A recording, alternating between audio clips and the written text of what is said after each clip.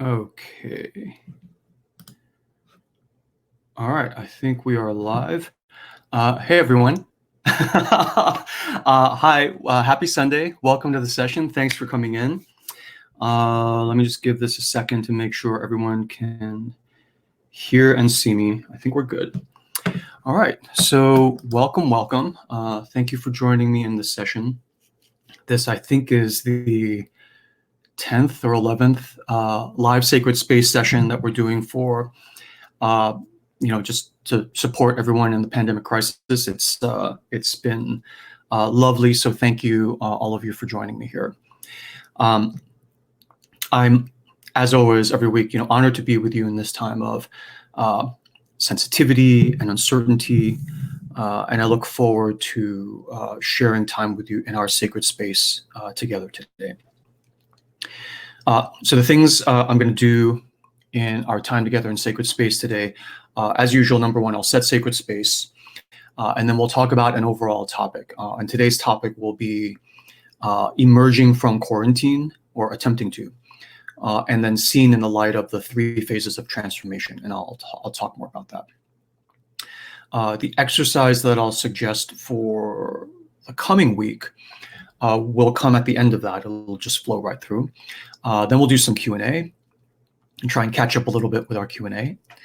And then at the end, instead of a poem or story, there's a new kind of just experimental exercise that I actually want to take us through, and you can try. Again, but this is sacred space, so only if you want. So there's no expectation of participation. But it comes out of some things I've been thinking about over the last several weeks. I think I've come up with an interesting way to sort of approach it, but I don't know, we'll give it a try and see how we feel. And then after that, I'll close sacred space. Okay. So I'll go ahead and set sacred space. So this is a space devoid of fear, devoid of threat, devoid of control, for us to open to higher guidance from within our own selves. A safe sanctuary space for us all to just kind of relax and surrender with no danger or threat, so that we can, each of us individually and privately, partake of the emotional nourishment and spiritual nourishment that comes from being in sacred space together as a group. And in opening sacred space today, I am proposing that we all follow the 4 principles of Presidian sacred space. So the first is confidentiality. Because this is online and it's a video that will be posted later, the way we do confidentiality here is through anonymization. So in Crowdcast, you can go into you can edit your profile, change your username to Mickey Mouse or Harry Potter, and then ask your question from there. The second principle is that there's no threat or controlling or fixing or tough love. What we're here to do is to hold space for each other, not heal each other, not fix each other, but simply, there's a time for that, but the point is this is not that time. So we're here to hold space for each other so that we, can be afraid, we can be anxious, without anyone trying to interfere and bring us back to center, right? We can be off-center. We can be happy, appropriately or inappropriately so, right? We can be relaxed, and we can also feel guilty about being happy and relaxed, or guilty about feeling afraid or anxious. And whatever we are, the whole point of creating this space for ourselves is that we can feast on the nourishment of having at least one space, in our lives on the planet, where we can actually just be however we are in the moment without having to fix it or change it or censor it or edit it, and to literally use our effort and muscles to hold open space for that, and let whatever needs to happen. The third principle is a corollary of the top 2, which is no commerce. So nothing may be sold or recommended or suggested. We are here for your energy, not for the things you bring. In other words, we're here for what you are, not for what you do or provide. And we're here for that energy. When you make a recommendation, if you say, oh, I went through the same thing, which, you didn't, because every person's experience is unique. Oh, I went through the same thing, and here's a book I read, it fixed me up, you should read it. And then there's an implied threat there, right? I mean, not maliciously, but it's like, now I feel like if I don't read this thing, I'm like the dumb bunny, and the threat is I won't get healed and I'll continue to be in pain. So it's not just selling, but also recommending. And everyone here, basically gets that. It's been fabulous. And then the last is, and this will actually be more relevant today, no expectation of participation. Right? So there's no pressure to do anything. The nourishment comes from the held space and your presence and attention, from what you are, not from what you do or provide. And then the exercise in the end, there will be, kind of a little bit of optional participation.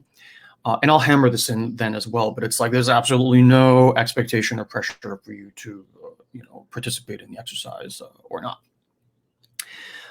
So those are the 4 principles, and all of us together will continue to amplify that. So this is what I propose. And if you are not okay with it, right, we will give you a moment now to withdraw from the group, and no harm, no foul, right? So there's no fear, threat, or control. Oh, you better stay in. You signed up, so you better go all the way. It's like, no. You can leave now. This is what we're about to enter into, and then we'll just catch up with you out in the profane space. We'll hang out. We'll have a latte, whatever. No worries at all. Okay, so no fear, threat, and control to either stay or go. So we'll give you a minute to dial that in and stay or go as you feel so moved. Okay. And so now for the rest of us, we will now move together into sacred space. And again, the 4 principles: confidentiality, no fear, threat, or control, no commerce, no selling, no recommendations, and then no expectation of participation. Let me give my thing here a minute to catch up. Okay. So we have a topic that I want to kind of dip into, and then we will go into Q&A. And the topic I came up with for this week is, I guess, the idea of, let me just pull it up here, emerging from quarantine in the 3 phases of transformation. And so in thinking about the topic for this week, I was reflecting on our present historical moment that we're in now, and how in many parts of the world, we are starting to try and emerge from quarantine, right? So we have partial reopenings, new safety protocols, all that stuff. And yes, we may reopen, and there may be a second wave later on this year, and we'll need to scurry back into lockdown. But for now, we are kind of in good faith in our different ways across the different nations, trying to poke our heads out a little bit and just kind of see how it goes. And so even if a second wave does hit later, this moment now, to me, is a powerful time, a period of turning, of transition, of inflection, right, which marks the passage of life from one phase into the next. And so in this moment, I wanted to try and give some support and just offer and suggest some things to reflect on in the face of that inflection and transition. And as with everything I give it, it's only if you want, right? But to do that, I want to talk a little bit about the 3 phases of transformation, right? In the first session 2 months ago, seems like a lifetime ago now, we talked about transformation in terms of the image of the caterpillar going down into the cocoon and then up into the butterfly. And that was great. And we focused on the cocoon phase, right? And how the key characteristics of the cocoon phase were pressure and containment. Okay. And we talk about what happens in the cocoon, where in the cocoon, typically, in the cooking pot of pressure and containment, the thing that will tend to happen is that our masks will come off. And in the absence of our masks, just even privately in our own homes, the lost and exiled parts of our inner realm will come back to you and ask, basically they will come to you and ask to come home to you, honestly. And at that point, in pressure and containment, you will have to make a choice as to how, if and how, you welcome these parts of you back into the fold, back into your own inner family. Fully with open arms, half and half, probationary period with arm's length, or not at all. And you slam the door back in their faces and you're like, okay, I'm back in the world, back to the way it was. Let's just keep rolling, right? And so this is not the first cycle of transformation you have been through, and it will not be the last, but it is a big one. And so the opportunity here is that we do want, if you are able, to honor this transformation and to honor this moment. Okay, let me just make sure okay, just checking on Facebook.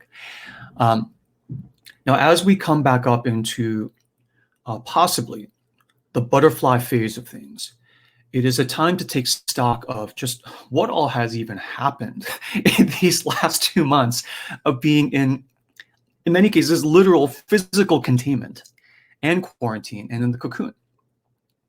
And so what I want to give you is like another additional way of describing these 3 phases of transformation. So before we had caterpillar, cocoon, butterfly. And another way to name these phases is submission, containment, and enactment. Okay, a little bit more technical. Submission, you can think of as the caterpillar phase, containment as the cocoon phase, and enactment, the emerging potential butterfly phase. Now, in submission, you will fall into the well, the cave, the cocoon of containment and pressure. You will trip, stumble into transformation willingly, or in many cases, you go down kicking and screaming, right? It's a forced change, a forced transformation. Then in the cocoon and containment, your masks come off, all the parts of you that you had tried to deny and say, well, no, that's not the real me. I'm positive I don't know what you're talking about, right? All these parts come back and present themselves to you. And ideally, right, this doesn't always happen, but you get multiple rounds of this through a lifetime. Ideally, at some point, some kind of reconciliation will have happened in this phase. Ideally, but no rush. You don't need to fear, threaten, and control yourself into doing this. Sometimes it happens, sometimes it doesn't. And then the third phase, after containment, is enactment. Enactment.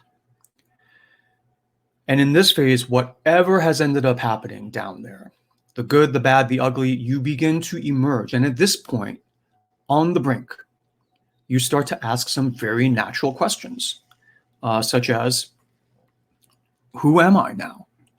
What the hell even happened down there, back there? What has now changed? What has not changed? And how shall we proceed going forward?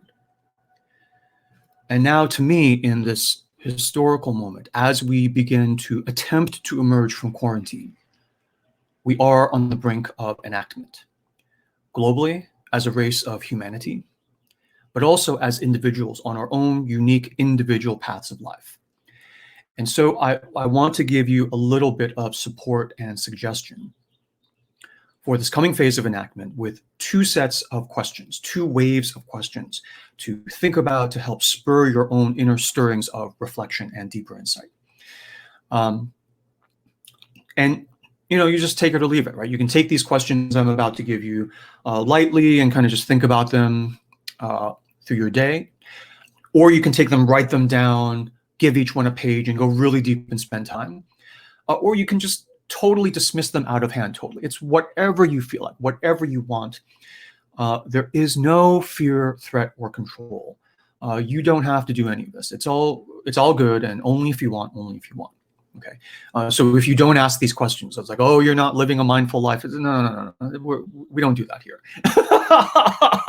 I'm going to give you these things. And then if you like them, you try them. And if you don't like them, then toss them over, toss them out the window. It's totally cool. And so the first set of questions is, and I'll say these at the end, I'll give a summary. I haven't done any printouts. I kind of ran out of time. And there's replay too, so you can come back and if you missed them. And so the first set of questions is, in these past 2 months of quarantine, what has changed about me and my life? And some of these things you can be like, well, you know, this is just temporary or whatever. Well, you can sift those out, some temporary, some. But what actually has changed about me viscerally, about my life, about me and my life, the quality of my experience of just being alive. In addition, what have I encountered and had a brush with, had a face-to-face with within me? What parts of my inner self have, in one form or another, through dreams, through arguments I've had with people, through anxieties I've had, what parts of my own inner self have come back to me and presented themselves to me?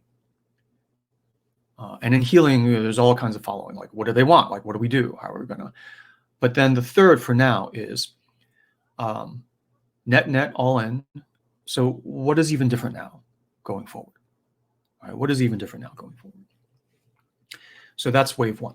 Now, if you have kept a journal during this time, this is a powerful time, if you want, to do a first read through and distillation of the arc of thought and feeling you have had in these past 2 months. Right? This won't be the only time you come back to your notes from this time, but this is a good. I mean, on the brink of enactment, this is a good first time to do a first pass through your notes over the past 2 months. And I'll just tell you, for me, the topics for these talks don't come to me. We do these on Sundays. They don't really come to me and solidify till like Friday. It's a little bit nerve-wracking, but I'm just following the muse, and she doesn't, she doesn't call me till Friday. And so with this first set of questions, I did this for my own self just 2 days ago, and I will just say it was kind of overwhelming. And this is my job, right? So I do a lot of reflection and sort of thinking and, writing stuff on the walls and everything. Even for me, it was overwhelming to see it all laid out on a single page of notes. It just took me to a whole other level of like clarity, revelation, shock. For me, just, I won't get into this, but it boiled down to a single principle of guidance for me going forward in my work and how I do my work and how I proceed with my life. It was crystallizing. It was amazing. So anyway, that's the first set of questions, a reflection on what has happened and what actually has changed. And then I want to offer a second set of questions, which is like, okay, so I guess now I'm a butterfly, right? I guess I have these wings and other things I didn't have before. I have the proboscis to like drink as opposed to teeth to chew. So, all right, here we are. What do I even do now, right? What do I even do now? Do I fly and not crawl anymore because I'm not a caterpillar anymore? Or do I say, you know what? I'm a stubborn mule. I'm going to try to crawl anyway because I don't like this butterfly business. I like being a caterpillar. So I'm a butterfly, but I'm going to cry. I'm going to crawl in protest. And I guess I have this different schnoz, or I guess I drink nectar now and not crunched leaves. But darn it, I miss leaves, right? I miss the flavor and texture. I just found my favorite leaf, shawarma Euro place near my work, and now I can't eat leaves anymore, right? And now, on top of everything else, I have to dodge predators in midair. I can't just hide under a leaf. Oh, and now I'm full adult butterfly. Now I suppose I have to mate and find a mate on like the butterfly dating apps or whatever. Lay eggs, right, for the next round. Oh God, why did this have to happen to me?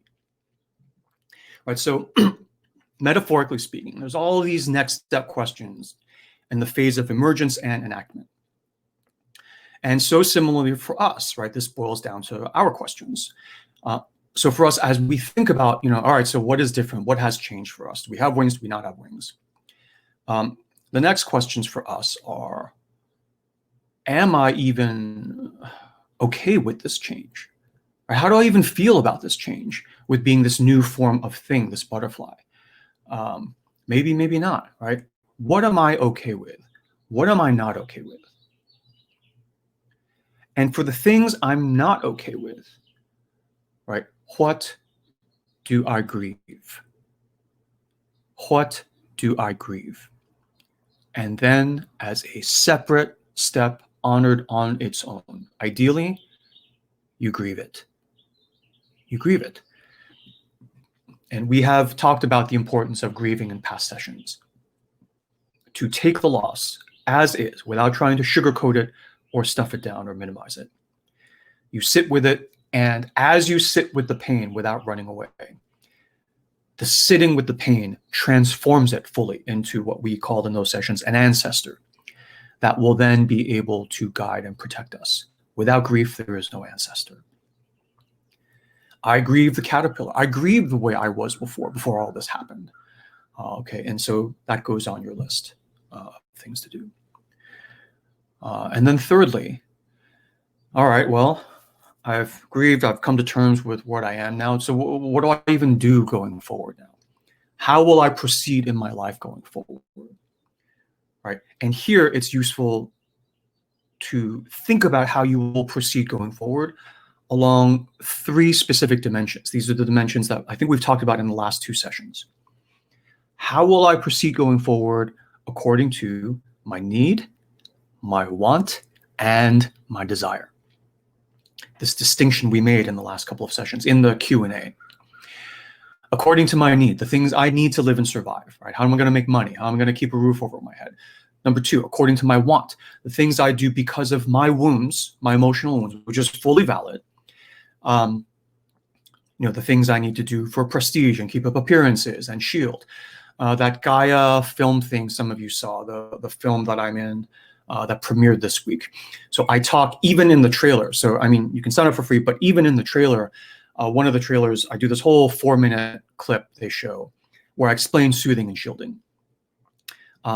And the things I talk about in soothing and shielding, these are the things I want to do. These are not the things I need to do.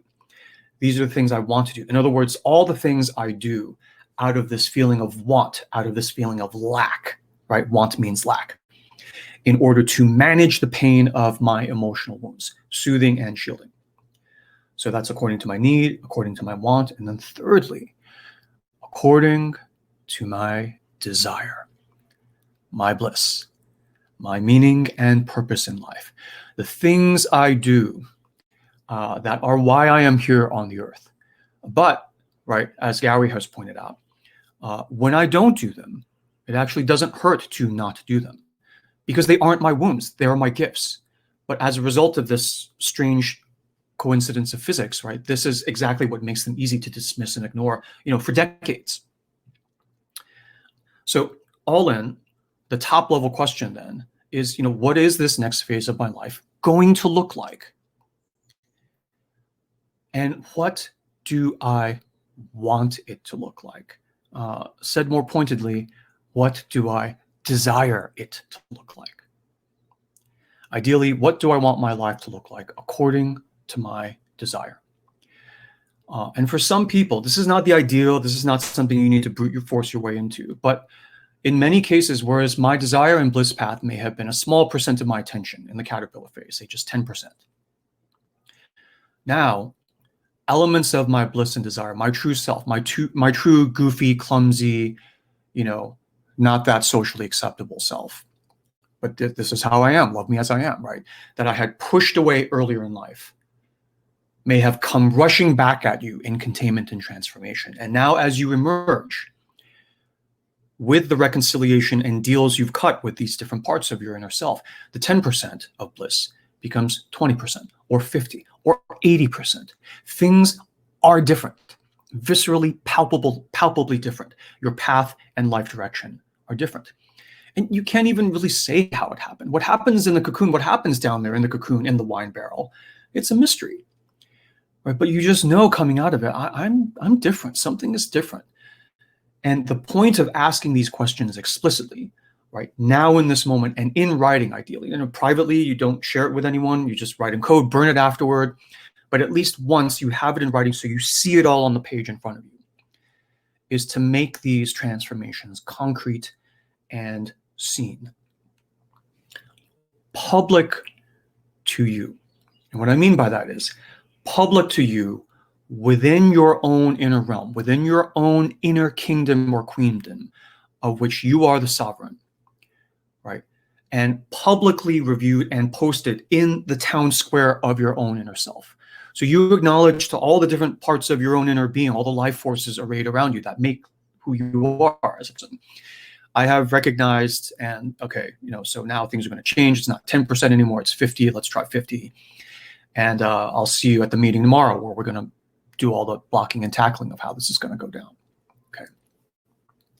So you document these changes and make them public within you so that you can explicitly decide yay or nay on these changes, yes or no.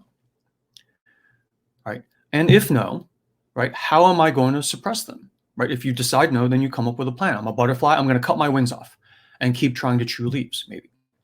And who's to say that's the wrong approach anyway? Right? I'm not saying that in mock or in jest.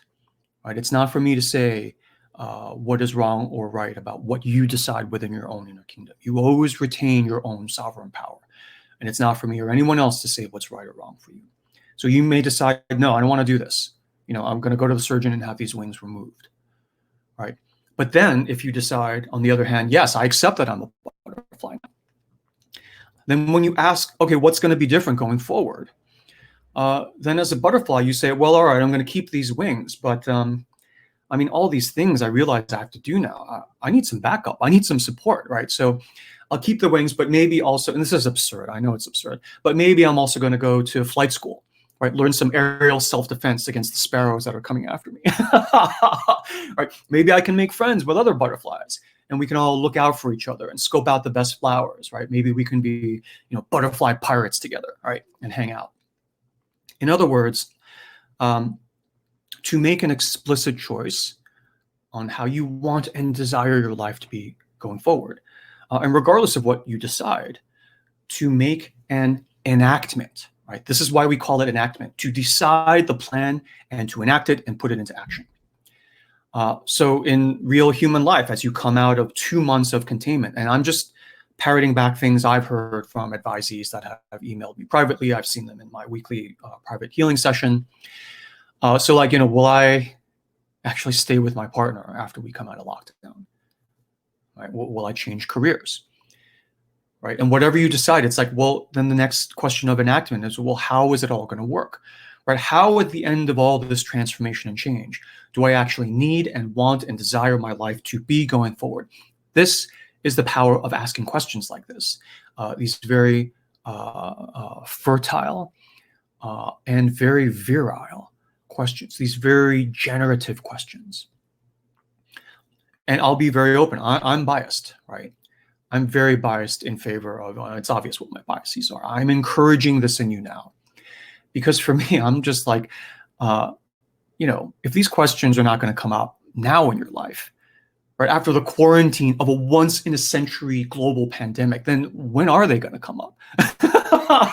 Right? I mean, are you actually never going to ask the questions of yourself in this lifetime? In the words of the poet Mary Oliver, in this one wild and precious life that you have been gifted to have. Right? If you don't ask these questions now, coming out of this epic global cocoon, then when? Right? And I am nagging you a little, but again, if you decide not to, because I'm not ready, I'm dealing with all this stuff, I'm deep in the realm of need, I can't even think about want, let alone desire, then that's cool. You make your own decision. But to the extent that you're open and you feel a little bit of a tug in your heart, I'm biased and I'm coming in. I'm like, okay, yeah, you can, if you want, go, do it. Right. So I'm just excited. I'm excited. And I got to tell you, even if we circumambulate back into lockdown again with a second wave later this year, it makes no difference at all. It's just another lap around the same track. We've been around that track a few times now. And at the end of that lap, we will emerge again into another inflection point of emergence and enactment. And these same deep questions are going to come up again. And for me, it's just, it's exciting, right? It's totally amazing and exciting to me to be able to be on the brink of transformation within ourselves, and then to be able to confer within ourselves and chart the paths of desire and bliss and make plans and set our desired direction. It's exciting. For me, this is potentially a rich period of generativity, abundance, and flow, right? It's like the fallow fields within you that have been lying fallow for 2 months now are rich and fertile and ready to be planted again. And so the delicious question is, what are you going to plant? right? What are you going to plant? And so for me to review these questions, again, only just suggested, only if you want, and the 2 waves of questions to reflect on. That's what I'm suggesting here as the sacred space exercise for you to do in this next week between now and the next session. But only if you want, only if you want. If you don't feel ready, then just wait and do it later or never, right? It's totally okay. And it's also just one way of doing it. You may cook up your own way of doing it, and that's fine too. There's just no fear, threat, or control. It's all good. And here as I close this section, I'll just give them to you again. So the first wave questions, in case you're writing notes and you don't want to go back. In these past 2 months of quarantine, what has changed about me and my life? What forces or parts of me have I encountered within me? What parts of my inner self have come back to me and presented themselves to me? And what is even different going forward? That's the first wave. Second wave, given what has changed, am I okay with this change? What am I okay with? What am I not okay with? And for what I'm not okay with, what do I grieve the loss of? And then grieving is its own separate step, and we've talked about the importance of grieving.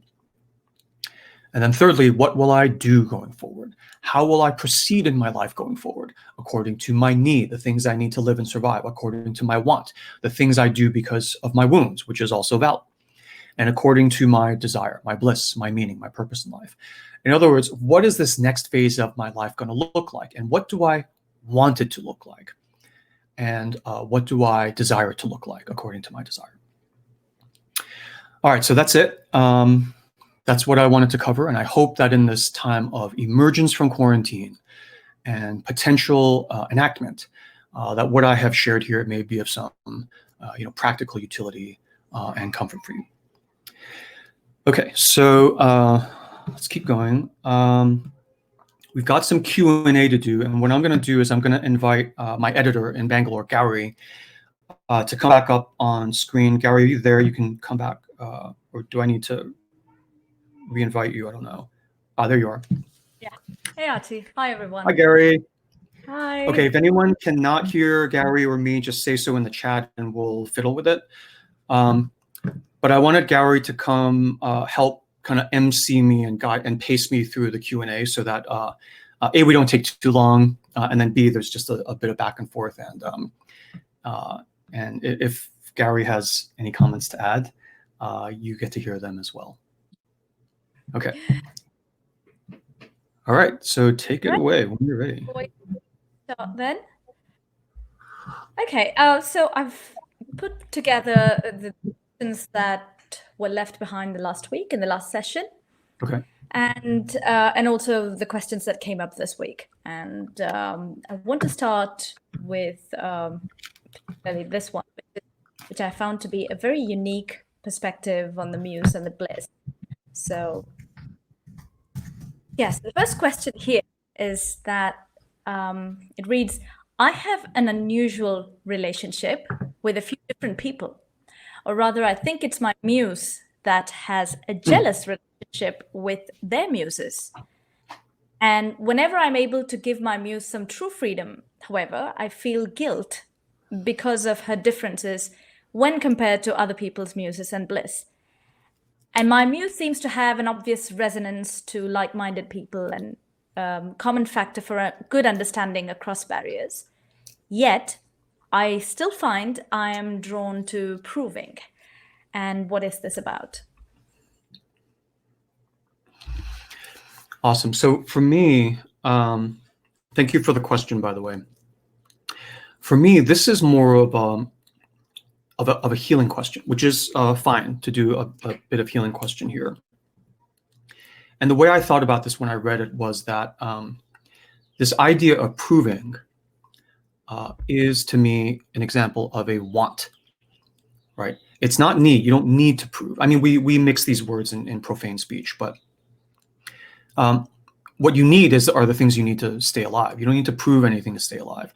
Proving is not, to me, explicitly part of your desire. And we can argue, intellectually about it. But again, the litmus test, Gary's litmus test here, is when you stop doing it, does it hurt? And if you stop trying to prove yourself, it hurts, right? We all know it. So that to me is like a good litmus test. And it's like, okay, it's probably a want.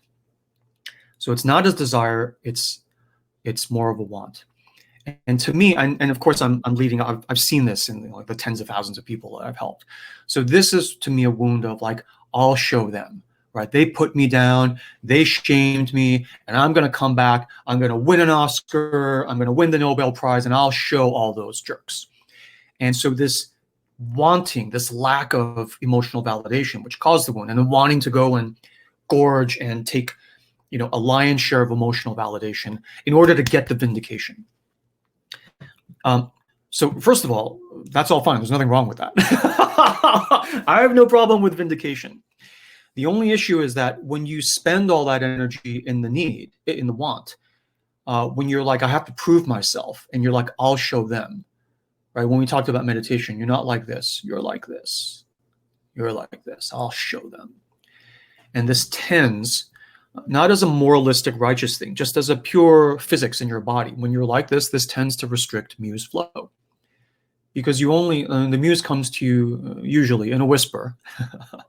And when you're like this, you're not in surrender and you can't really hear her, right? When you're like this, the satellite, the long range, deep space signal satellite dish is not able to open. So what I've found is that also this whole thing of my muse being jealous of other muses, this is from, and that's fine. It's from this impulse of I need to prove, my muse needs to be better than your muse. Who knows what happens in the unseen world, right? But my experience is the muses all talk to each other, right? And I've never really sensed that feeling of competitiveness, just from my own experience. But when you are flowing with the muse, she may lead you to things that, you know, help you prove yourself and get you vindication. But just as likely, often more likely in my experience, she'll lead you in the direction of things where you'll actually lose prestige, right? When you're really flowing with the muse, this want level of healing your wounds is completely orthogonal, right? It's irrelevant almost. So you end up doing things that make you seem like even more of a big dunderhead, right, to the very people you're trying to prove yourself to. And in the end, it takes effort to continue hacking toward your bliss. And after a certain tipping point, which we talk about in the healing program, it overrides, it flows, and then the avalanche goes, and then you're just doing what you're doing. And you don't even notice whether the people are validating you or not. You don't care. You're on this whole other part of your journey. Van Gogh, right, died penniless and insane. His brother Theo just tried to feed him, send him money, was always worried about him. And Van Gogh was just like, I have no choice. This is me. And Theo's like, crap. And he always tried to support his brother. But he fulfilled his desire. Van Gogh fulfilled his desire big time, right? Maybe not his want, and certainly not his need, but he was all in on desire. And you can look at the life of an example like Van Gogh, who died penniless, insane. Right? His works now sell for hundreds of millions of dollars. That's small comfort for him. He's dead. And you've got to ask yourself, if following my bliss leads me down a path like that, am I okay with it? Or am I literally in the garden going like, let this cup pass before me? Right? Even Jesus was like, is there a way I can pass? And God's like, no. He's like, fine. Forget I asked. And he just went. So yeah, so those are my thoughts. Desire feels different. And there's nothing wrong with wanting to prove, but they are two different tracks, and you get to choose how much you push forward. But the warning on bliss is, I'll just tell you, in the Bliss program, we talk about this rule of 20%. And once you get close to spending 20% of your waking hours on bliss, you need to, it becomes this inflection point. You need to be a little bit careful, because if you're like, my bliss makes zero money, I will starve if I do my bliss full time. Fine, keep it around 10%. The minute you get close to 20, if you slip past 20, it's like a tipping point where it then starts to avalanche toward 90. And it's fantastic. But if you're absolutely certain, and nothing's ever certain, but if you're absolutely certain you will starve if that happens, then you need to stay away from the 20% line. Right? It's a bright, like, out of bounds line for you. And that's fine. You stay at 10% bliss. I mean, at 10% bliss, you're like already more in flow, fulfilling your desire than 99% of every human who's ever walked the earth, right? So there's no, it's not a, so it's fine. Okay, so those are my thoughts, and thank you for sharing the question. Yeah, that's fantastic. I feel just called to share something. Yeah. Which just totally unexpectedly hit me just now when you were talking about this, is that, I mean, and this is too good to be a coincidence, right? So that's why I feel like I want to share this. That a colleague and a friend of mine emailed me yesterday, and he had some life decisions that he was thinking through. So he was like, "Can I just bounce it off you?" And I want to think through this. And a question that he asked at the end of that email message was, "What do I do when I have nothing left to prove to anyone?" I mean, that was like a very powerful question I felt in that entire email. And the answer that came to me and what I replied to him was, then the next question is not about what else do I prove, but now how do I pursue those things that bring me joy and fulfillment? And if that's the next question, and you notice that there's no one else involved in that equation. And he's like, "What are you even talking about? That's crazy talk." Being what I like to do. Outrageous. So I was like, like right now when you were talking about this, it's just like, wait a minute, that just kind of just came into my radar, and I had to share it. So if that's kind of any help, but yeah, it's wonderful. Thank you.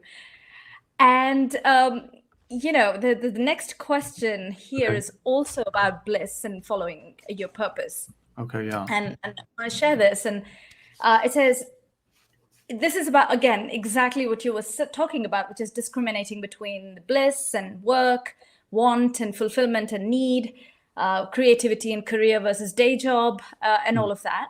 And they ask here is, I'm trying to thread my bliss into my career.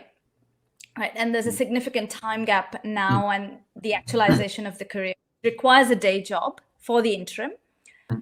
But sadly, like many, I lost my day job and therefore my only source of income. And so now, and the question is, and they've done the Bliss program with you, right?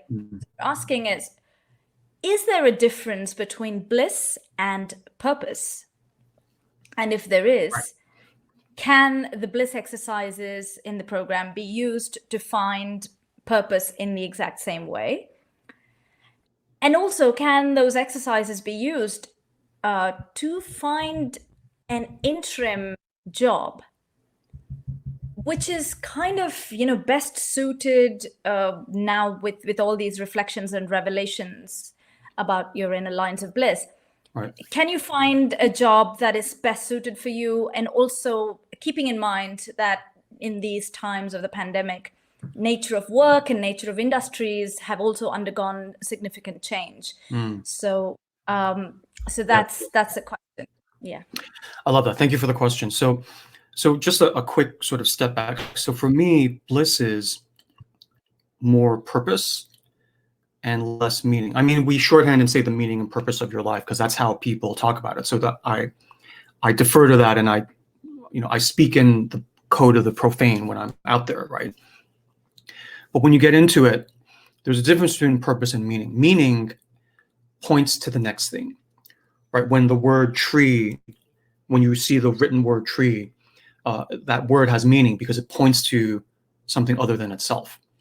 Right? And the actual thing it points to, it's this physical, woody, bark, brown, leafy, rooted, glorious reality. Right? And the thing that points to it in our language code is tree. So the word has meaning because it points. And this goes back to the Tao Te Ching and the Enlightenment talk we had a couple sessions ago.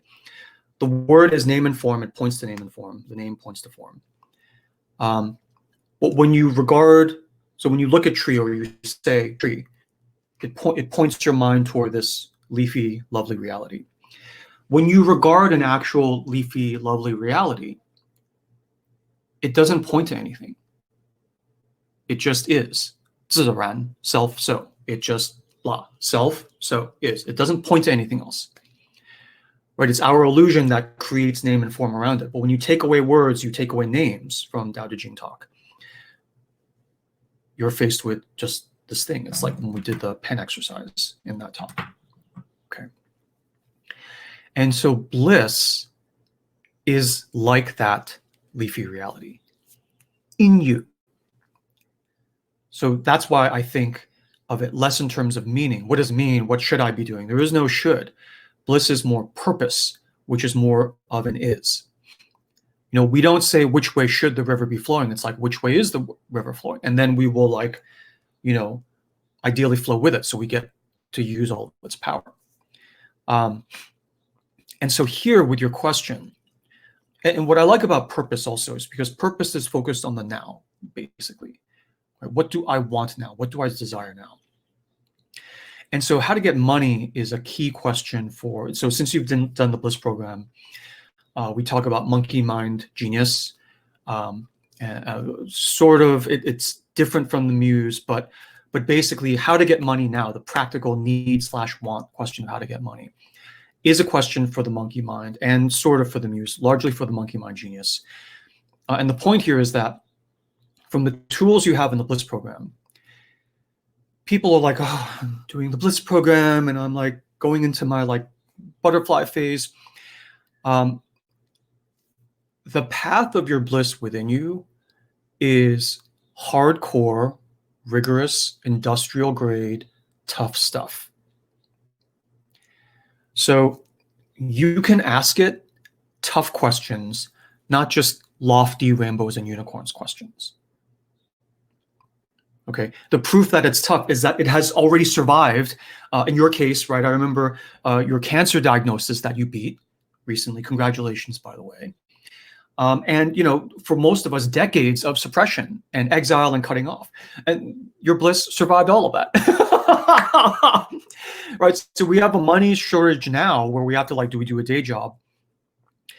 You can answer all those questions on your own, but you can also go back to the precincts of the sacred and bliss and sit down for as long as you need, right? They're all full-time on your payroll, as long as you need, with monkey mind, with muse, and be like, okay, look, you know, we got to pay rent. You know, we've got about, you know, a month or two of rent in our bank accounts, and we got to get going. And I don't think anything we're doing right now on the bliss side is going to generate revenue. How do we think about this? How do we, because we're all on the same team here with your inner board. How do we think about this? And just like you ask questions about, oh, should I stay with him? Should I not stay with him? Should I do this? Should I do that? You can ask the even lower down tactical, like, what kinds of jobs should I apply for? What's going on in the world right now? I have no idea what, I mean, and you can say, well, nobody knows, but it's like, well, I don't care what nobody knows or doesn't know. I don't know. And I think I need to know, do you agree? Right? And part of the trick with a productive, generative conversation with monkey mind genius or muse is to ask a question and then sit there in silence. It's like being an interrogator, right? In a long, uncomfortable silence until they reply. And they're not holding out on you. They're answering immediately, but you don't quite have ears to hear, usually. So you need to sit there a long time. Not for them, for you. You realize, you finally hear them and they've been like talking for the last half hour. And you're like, shit. And can you roll back? And they're like, fine. And they'll tell you everything. They'll tell you everything. In the Bliss program, I don't know, you're nearly finished. So in week 11, the talks on the lotus flower and the talk on building Chartres Cathedral will speak to this. And then in week 11, week 12, when we talk about the ideal day, the micro view of bliss, not the macro, but the micro, that will speak to this too. And then you're in bliss. So if you have any more questions, just email me. Okay. So those are my thoughts, and thank you for sharing the question. There you are. Okay. All right, let's go. Or do you have thoughts? Yeah. I know this is perfect. I want to go further to the next question because that's also about bliss, and that covers a little bit of a different aspect about bliss. But yeah, so this question is about knowing my bliss but not really following it. Here, there's the picture that is given is that they tried to pursue one line of bliss, which was painting, and sometimes they say, I had this a strong feeling of flow, of being in my bliss, wanting to stay there, to only paint for the rest of my life. Those are the typical feeling of bliss. But I couldn't stay there, for whatever reason. And then also sometime later, there was another thread of bliss that came up, which was wanting to become a yoga teacher. And they also kind of worked on it, of different aspects of being a yoga teacher, the sociability aspect and all of that, the certification needed for it. All of this done, and also they've done the 7-day healing course in order to integrate different parts of themselves better into this line. But for some reason, again, that hasn't happened either. And every time, they think of bliss, the thought that comes is, oh, yes, I want to do that when I have more time. But also that if I decide to do it now, I will need to let go of many other occupations, which I'm not really sort of ready or prepared to. And it's this thing. And also because of the healing sessions and all other things, there have been incremental changes in behavior, thoughts, feelings. There have been a lot of changes in actions in life and everything. So the question is this a function of just giving it more time to see a bigger change in bliss and for bliss to completely come into play? Or, or is there anything else that you see from this question? Yeah, I remember this question. Thank you for the question. So first of all, I want to say, love this, good job. When I read the question, right,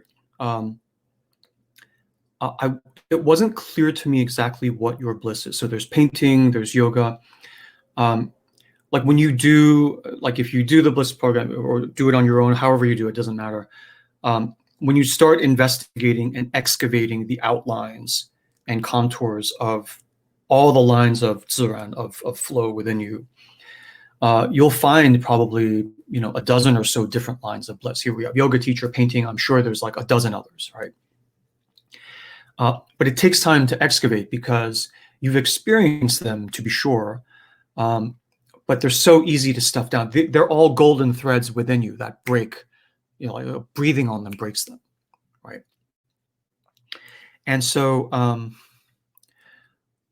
when you discover enough of them, then you have enough golden threads to try to braid into something larger, like a larger cable, that then through which you'll be able to put things like potentially sustenance, right, and even prestige, right? You'll start to fill out. Once the desire thing leads and you have enough golden threads gathered and braided and everything's starting to make sense into this flow, it will tend to pull, right, the enablers of both need and want along with it. Right now, it doesn't happen overnight, A. And B, that's not why you do it. If you're like, oh, okay, so I'm going to do my bliss in order to prove it and I'll show them, right? That doesn't work. You end up breaking like tons of golden threads and then you need to wait, till the next morning or the next month or next pandemic, right? to have the opportunity for all of them to be presented to you again. And so for me, like my wild ass intuition on this specific scenario is that so you've done 7-day healing. I would go back to day 3 of 7-day healing. Lost board member, right? And I would ask what came up there. What lost board member did you recover? How did that exercise go? For me, with this question, that is the crux. Because typically what I found in my experience, just the pattern that I've observed in my work, is that when you have a lack of clarity, it is like you have a compass that has been decalibrated about 15-20%, right?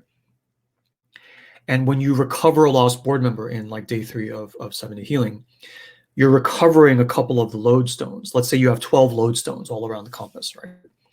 You're recovering some of the lost lodestones so that the needle recalibrates back to true north, right? And so that's why the sort of unspoken kind of missing piece of the puzzle here when I look at it is, so I'm like, okay, you think you know your bliss, it could be that, it could be this. I'm like, what was your lost board member? What was the missing part? And more tellingly, what does she think your bliss is? Right, in the interview, you can just ask her, what do you think my bliss is? And she'll be like, are you kidding? Like, look at the thing on my forehead. Are you pay attention, focus. So the lost board member, it will typically be stunningly, frightfully obvious what your bliss is. And she will be very vocal about it, which in many cases is precisely what got her exiled in the first place. So for me, my wild ass intuition is, I would go back to day 3. I would return to her. I mean, you should probably be doing a check-in interview with her anyway at this point, right? What happens? Do you have anything to say about this bliss thing? And if you're in live group advising, you can post to that and we can sort of dive in more deeply. Okay, so those are my thoughts. And thank you for sharing that question. Fantastic. Okay. I want to then now switch from the bliss questions. I think that's all that we have on bliss. Okay. And we're going back to last week's session where you spoke about money and money as ego power. Ah, right. Okay. Right. And that money is not, the root of all evil, and it's ego power. Right, so the question here is reflecting on that discussion, as money as ego power, physical strength, boundary setting, and other forms. I'm stuck trying to fully accept or welcome this power when I am aware of its destructive or harmful potential. Right? And using the analogy of putting ourselves in the driver's seat of our lives, even the best of drivers can cause an accident that results in harm. So can you comment on how we can hold all aspects of power? Yes. So thank you for this question. So for me, the key here is when I read this question, the key here is the healing of inner wounds, like recalibrating the lodestones of your compass, right? And then getting clear on bliss and direction in life. I mean, those of you who know me, that's kind of my answer to everything, right? It's like heal wounds. It will clarify. You'll see your bliss, go after your bliss. You'll hit another wall, heal that next wall. You can just go back and forth. But in the context of the way you've asked your question, the key question here for me is, what is my bliss? What is the thing I do in the world where I love to do it? I would pay to do it if money were no object. And it is hooked into a constituency who needs it and hungers for it from me, and where I have empathy for them, outsized, irrational, disproportionate empathy for them. Right? If I do something, I'm good at it, I love doing it, and there's this constituency that loves it and hungers for it, and I frankly couldn't care less about them. They could go hang for all I care. That's not going to work. That's not going to be a sort of a fully closed circuit of bliss, right? You have to also have this desire to help them and to give them comfort for no good reason. Okay, so bliss for me is all about desire and finding the aligning of the planets of different aspects of your desire, and then hooking that into the outer world so that the outer amplifies the inner and vice versa. Right? That is a robust closed circuit of bliss. Once that happens, okay, now we get to money. Once that happens, let's say you decide, use a driving analogy. Let's just use driving as your bliss, as a part of your bliss. Let's say you decide you want to be an ambulance driver, an emergency medical technician, right, EMT. And you decide that this is your bliss. Even in the face of COVID, needing to wear your full PPE and everything, you're like, why would anyone want to do this in the middle of a pandemic? And you're like, I can't tell you, I can't give you a logical answer. This is what I'm born to do, and I will do it, come hell or high water, right? And part of what you need to do in being an ambulance driver is to drive. And you, just like you with the fear of money, you fear the power of driving. Because when you drive, right, all good driver's ed programs pound it into you. When you're driving, it's like you're holding and waving around a loaded gun. right? With a car going at even 30 miles an hour, you can kill more people, right, if you screw up in 3 seconds than you could with any gun, right? So be careful. Don't drink and drive. Don't text and drive, et cetera, et cetera. So you're like, oh my gosh, I could hurt someone. And so that's fine. One way is to like never pick up the sword. I will never pick up this. I've seen what this sword can do. I've seen what men with swords have done to my family. I will never touch a sword. And I will not drive, and I will never touch money because I've seen what money can do. But when in the flow of your bliss, the person who called emergency, 911, is dying on the other end, and you are the ambulance driver that needs to save them, then everything falls away. You just shut up, you get behind the wheel, and you drive. And as you're driving to save them, you're careful not to create any more casualties around the way. There is a risk, but that doesn't matter anymore. There's a person who is on the other end of your bliss who needs you, and nothing will stop you from going and reaching that person. So if it catches you in the moment, people can say, or you can say, well, that was fine for once, but you could have actually hurt someone and you feel horrible. And then boom, the golden thread snaps again. When you come out of a phase like this and you find yourself with butterfly wings and you're like, okay, I'm going to do a phase of enactment, right? Consciously, where I actually ask myself these questions. And you're like, okay, you know what? I'm an ambulance driver. To do ambulance driver, I'm going to need to drive. To do your bliss, I'm going to need money, right? For me to do my bliss, right? It takes a lot of money, a lot of it, which goes to Facebook, to actually do the outreach, to even reach you in the first place, to come in and be in sacred space together where I'm not even selling you anything. It takes a lot of money to make that happen. And I'm okay with that, right? I'm okay with that. I'm okay with driving the ambulance of money. But when you realize it up front, it's like, okay, I'm going to have to do this. It's no surprise, right? This is my bliss. It's going to take money. It's going to take driving to help to rescue these people. That is my life purpose, to rescue. Then just like the butterfly, you do special training. You go to flight school to like dodge predators. You do special training to drive safely and carefully as an ambulance driver. And even then you still may have an accident through no fault of your own. All right, life is not risk-free. The ultimate zero risk scenario is to have never been born in the first place. And we already blew that. Here we are. So the fear of driving does not stop you from doing your bliss when you see it clearly enough. And this is, in your specific case, there's also a sort of more technical healing question aspect of it that I don't want to get into here because this isn't a healing session. This is a secret space session. I think if you are in healing, you can post this to the next healing session and we'll dive in. But the wielding of this kind of power of money, right? Money is ego power. So it gives you the power to set boundaries, back off, step off. This is my property.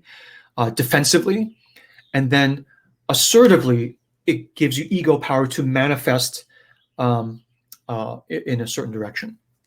In healing, we call this the power of your inner masculine, regardless of your human gender, man, woman, sort of gender fluid. We all have what we call an inner masculine and inner feminine. It's the job of a person's inner masculine to set boundaries and then to be able to act on the physical world, to manifest.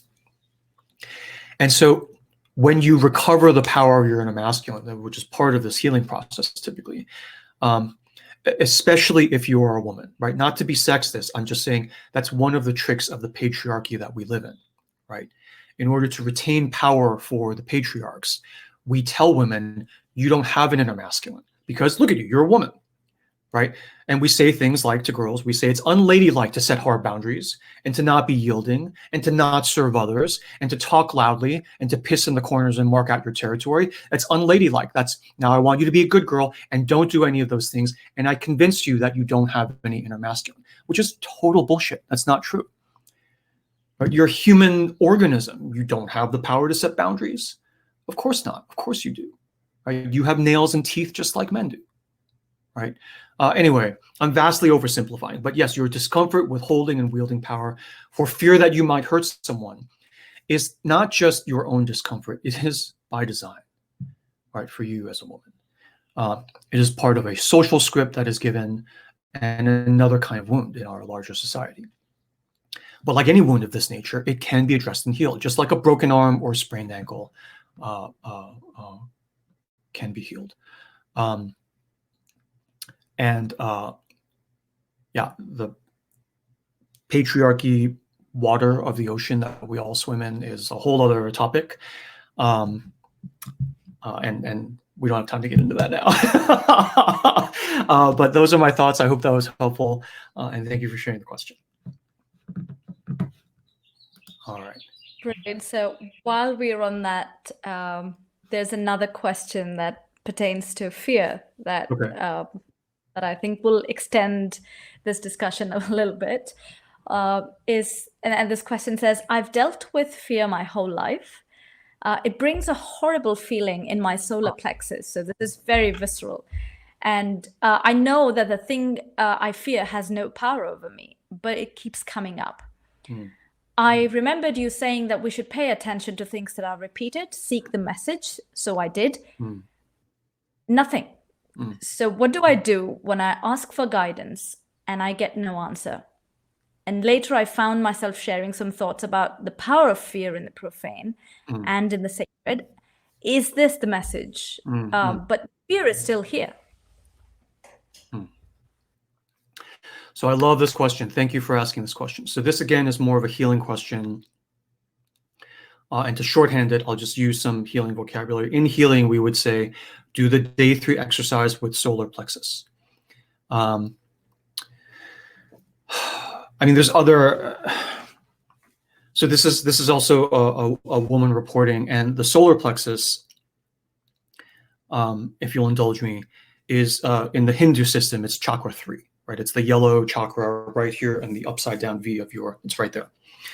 And this is the chakra of power, of manifestation, of if you think in terms of it's Adlerian will to power. Adlerian will to power for those of you for whom that means anything. And this is the center of your power. And so when you have this tight feeling in your gut, it's a question of, is it the gut down here? Is it up here? Is it up here? It's here specifically. And if you saw that in a dream, or you feel that viscerally in your body now, when you look at this with a mythopoetic versus Cartesian mythopoetic lens, the location of the tightness has meaning. So this is an issue with your exercise of power in the world. So everything, Gary's right, everything I just said about power, ego power in the previous question applies here too. So I'll link to that. You can think about that. But then in terms of how to find out more, it is rare that a horrible feeling like that comes and does not say why, especially in the body, right? The why is right there, right? The why is right there, right behind the veil of the pain, which is why the feeling is so horrible. You're barely able to stuff it down and contain it, because the thing that's causing the pain is right there, just below the surface. You can see its shadowy outline if you look down at the water from above. If you get no answer, for me,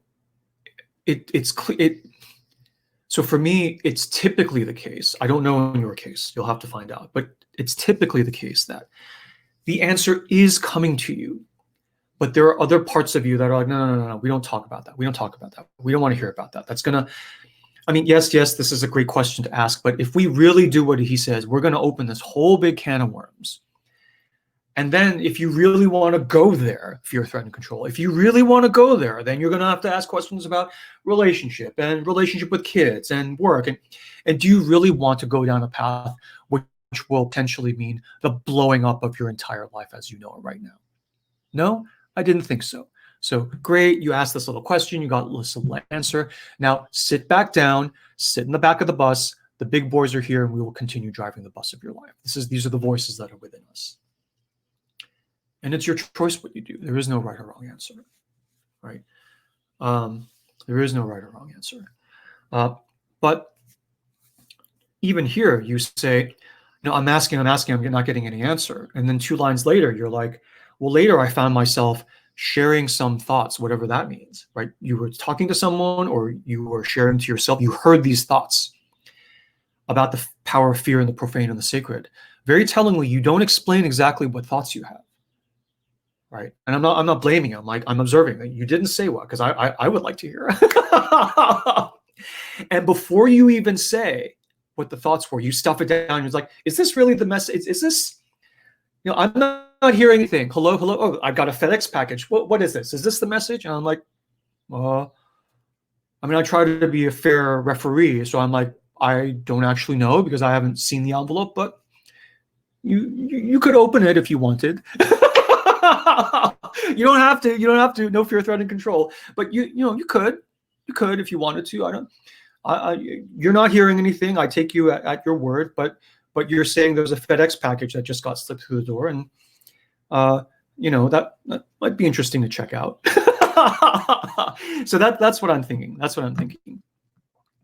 So I would just be like, when you ask me, is this the message? I'm like, well, let's find out. Let's go get the rest of it, but only when you're ready, right? So typically in these situations, it's your fear that's gripping and stopping the flow.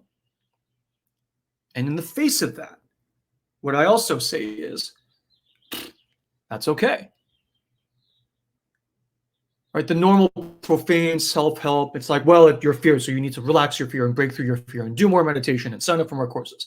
I'm not saying any of that. Right? When you have fear and it's like gripping you, I'm like, that's okay. The fear that's gripping you is a part of you too.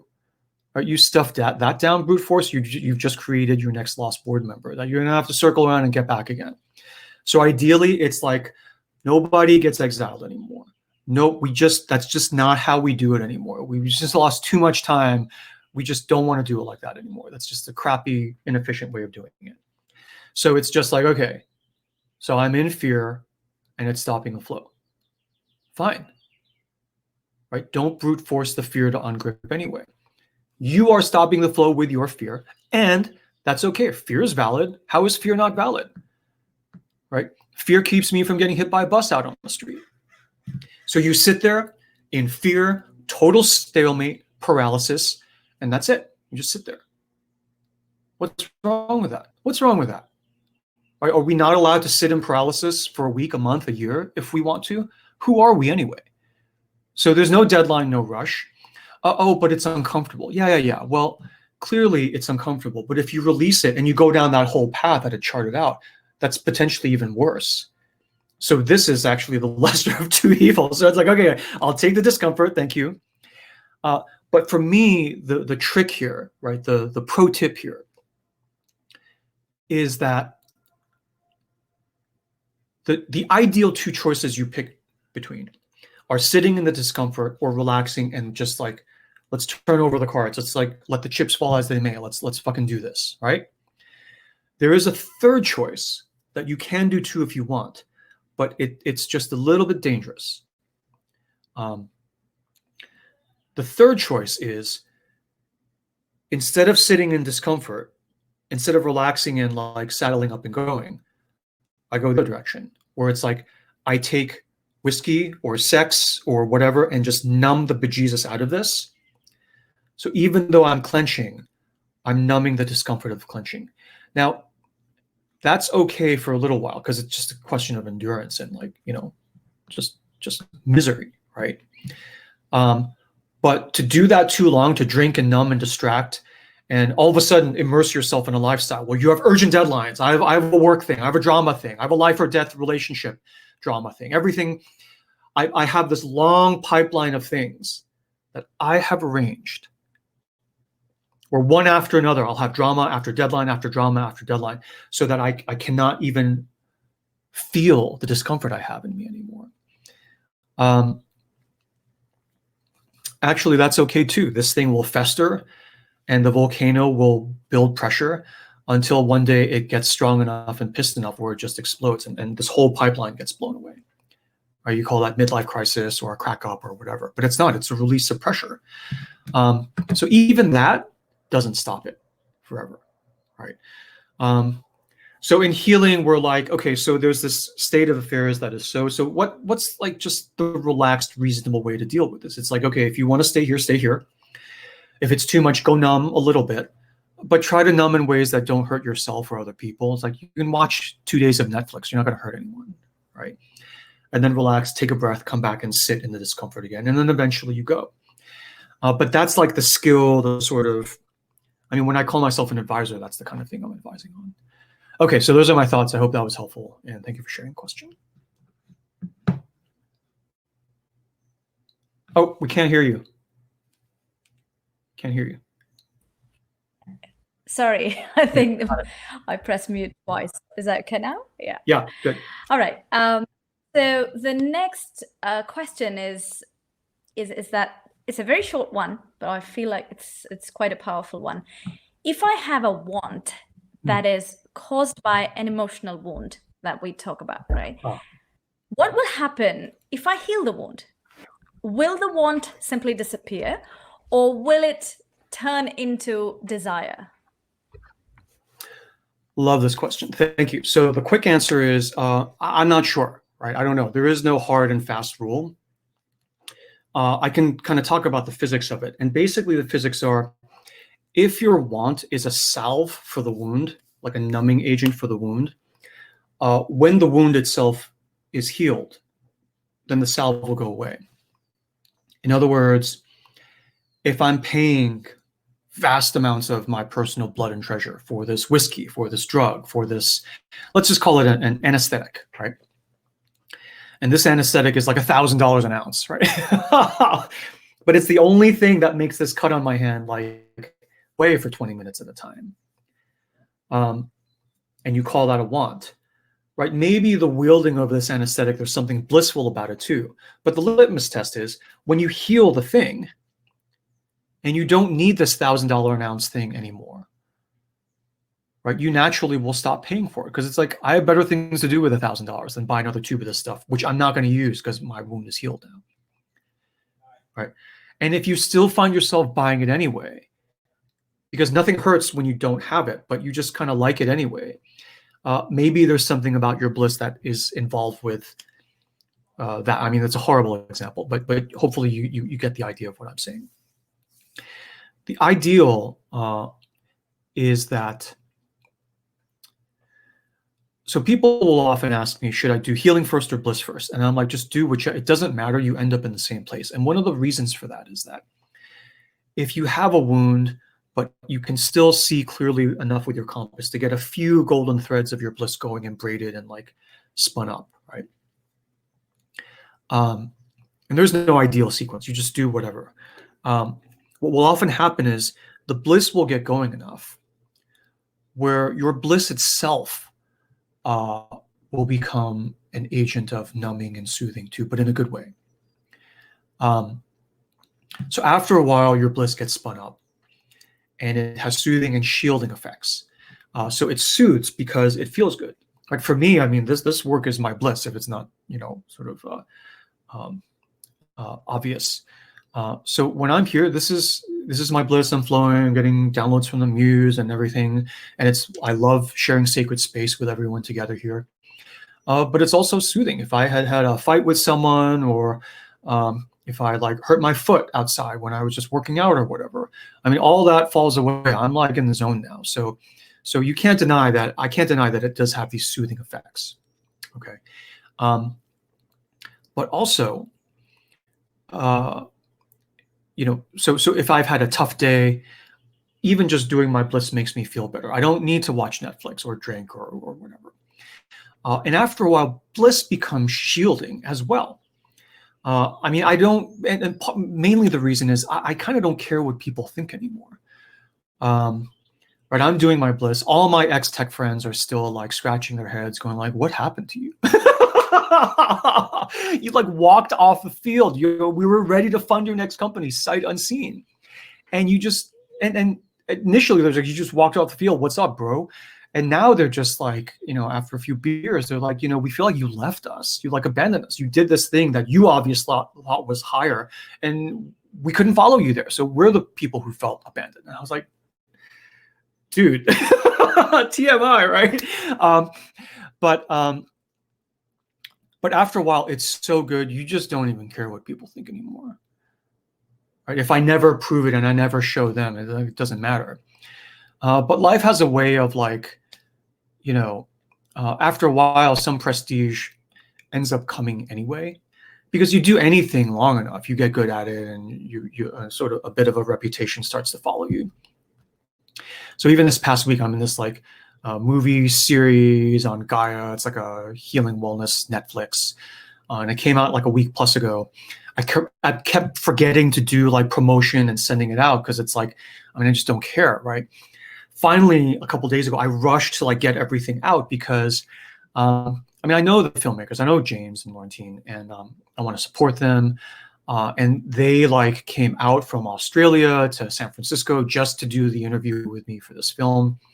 So after a while, I was like, I will be like rude. This would be like the very last word in poor form if I don't at least send a couple of posts out. So I got on it and spent the morning getting all that stuff out just to do my part. And everyone was just like, friends from business school coming back saying, "Oh, congratulations!" And they're all like, they seem to be impressed and everything. And I'm very thankful, but I'm also like, you guys, like, what are you even talking? I talk about this stuff all the time. The stuff in the trailer is like the tip of the tip of the tip of the iceberg. People who have done healing with me for years are like, "This is amazing." I'm like, "Oh, that was like what I talk about in the trailer is like day one." You did the rest of the program, right? Where are you? Come on, you guys. So anyway, my point is like, even when prestige does come, it's like, whatever. I don't need I'm like in the flow every day. Like, it's like your takeout order finally shows up at the door. It's like, no, I'm at the all-you-can-eat feast every day. It's like, I can't even finish it. Put it in the fridge or freeze it. I'll like eat it. I'll maybe eat it later. I mean, for me, I mean, I'm like kind of deep in my bliss at this point, right? And just as a data point, I'll tell you, I'll just say for me, every day I wake up, I am literally like, holy shit, I'm still alive. I get to do this all again, right? And I just get up and I gorge on my bliss. Right? I get up and I gorge. It's great. I don't even know what's happening day to day. I'm just like in the flow and I'm just gorging. Bliss is my soothing and my shielding. And then on top of that, if I feel like watching some Netflix or having a cocktail with a friend or whatever, that's fine. I do it. But I don't do it because it's like at this one, I have this pain that I'm trying to numb. I guess what I'm saying is you reach this like natural homeostasis after a while. It's not that I'm so balanced and, this master wellness or whatever. I'm just following my bliss. As Hemingway said, when I do my work, I'm like a blind pig. I'm just like rooting through, sniffing for the next truffle. And there are certain things you set up in the beginning where then if you let that pig loose, everything tends to work out. It's like winemaking, right? There's a bunch of stuff you set up in the beginning so that when the fermentation happens, you're not just getting sour wine that you need to throw out. You're making this like higher next level thing. There is some barrel preparation and like the way you mash and the way you grow the grapes and everything. And when I do like a bliss program or something, that's kind of what we're trying to set up. But once it happens, what's in the barrel is just pure mystery and magic. And you're just kind of like stewarding and shepherding the process. That's part of the reason why we call it preside, right? You're like presiding over this process that you don't really have control over, but you're guiding and nurturing. You're holding sacred space for it, right? You're holding the zone of devoid of fear, threat, and control, filled with love, nurturing, and surrender, so that it can like thrive and be fruitful and generative. Okay, so those are my thoughts, and thank you for asking the question. Cool. So the next question is... Is this the last question? Are we okay on time? Yeah, I think we're fine. There's just 2 questions left. Okay. So we have... So the next one is a great question. I love this. I'm thinking of movies I like and the poems you share here. This is about archetype language, right? I love this. Oh my gosh. When poets, writers, artists, filmmakers offer us a story that is rich in archetypal language or images, is it that they are scholars of legend and depth psychology and, they all plan these things out, so we have hours of stuff to deconstruct? Or are they unconsciously tapping into motifs that are pan-cultural and archetypal, kind of the way our dreams talk to us? So I wonder how much of it is intentional and how much is planted for us like Easter eggs. Okay, so I love this question. So the quick answer is, to me, it's a mix. It's a mix. These archetypes, and there's a whole other talk I can do on archetypes, and we will do that in a future session. Like, what is an archetype? What are the physics of an archetype? How do you navigate and orientate and figure out what archetype you're in? And then navigate to a different archetype as you please. So these archetypes, they arise out of our biology. Birds know how to build nests, and they know nests as a part of their biology, right?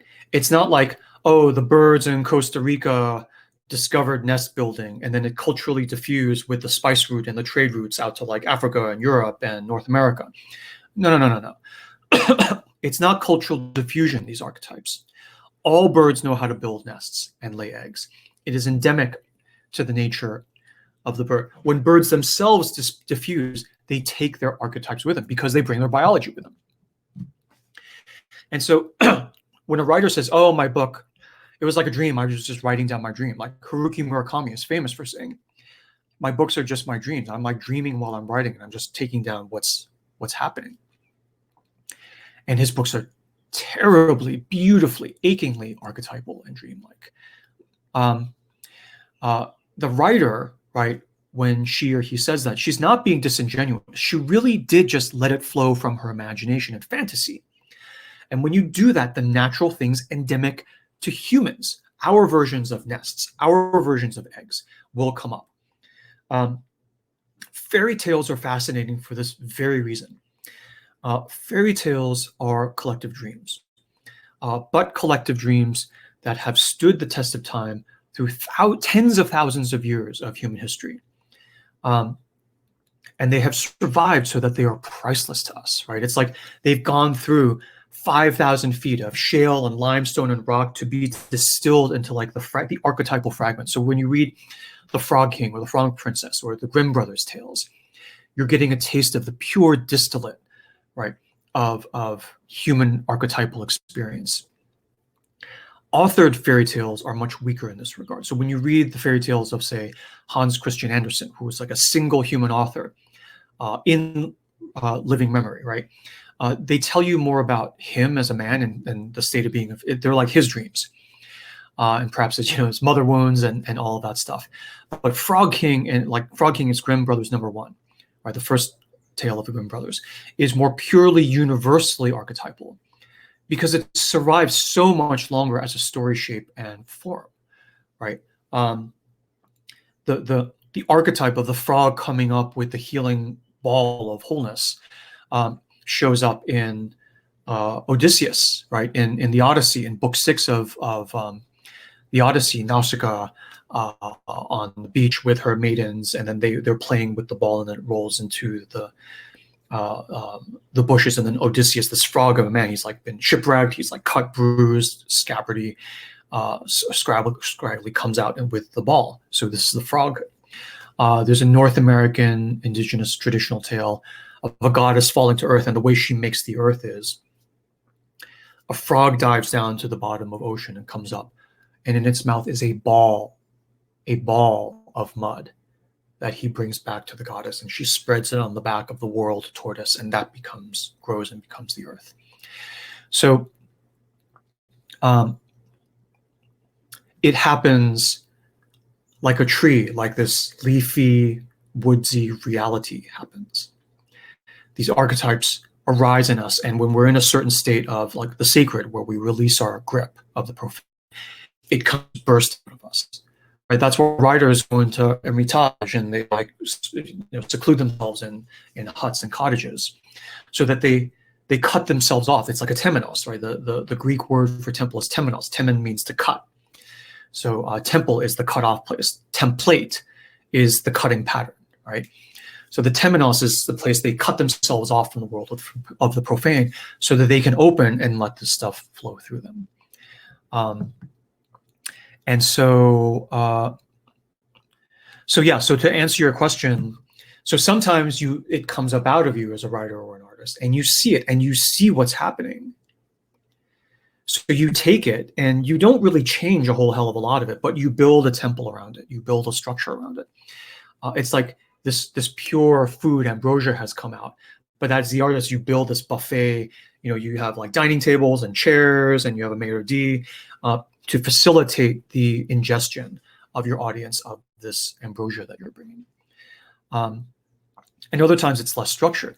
People who have manic episodes and get, in our profane Western society, they get locked up. In other societies, they go through initiation and they become the shaman of those villages, right? The seers, the magic people. In a shamanic, or when someone's having, sometimes, not always. I don't want to minimize the medical reality of a mental sort of illness condition. Sometimes an episode like that is a spontaneous eruption of the archetypal coming out of that person. And depending on what culture that person actually finds themselves in, the culture will honor it and nurture it and fan the flames so that they become this powerful being in the society. But that takes a lot of sacred for you to have eyes to see that. In a very profane society like ours, we tell them to like pull themselves together, pull yourself together, get a grip, right? Pay attention. And failing that, we put them into therapy and convince them of the way they should be talking instead of the way they are talking. We dismiss all the mythic images that come out.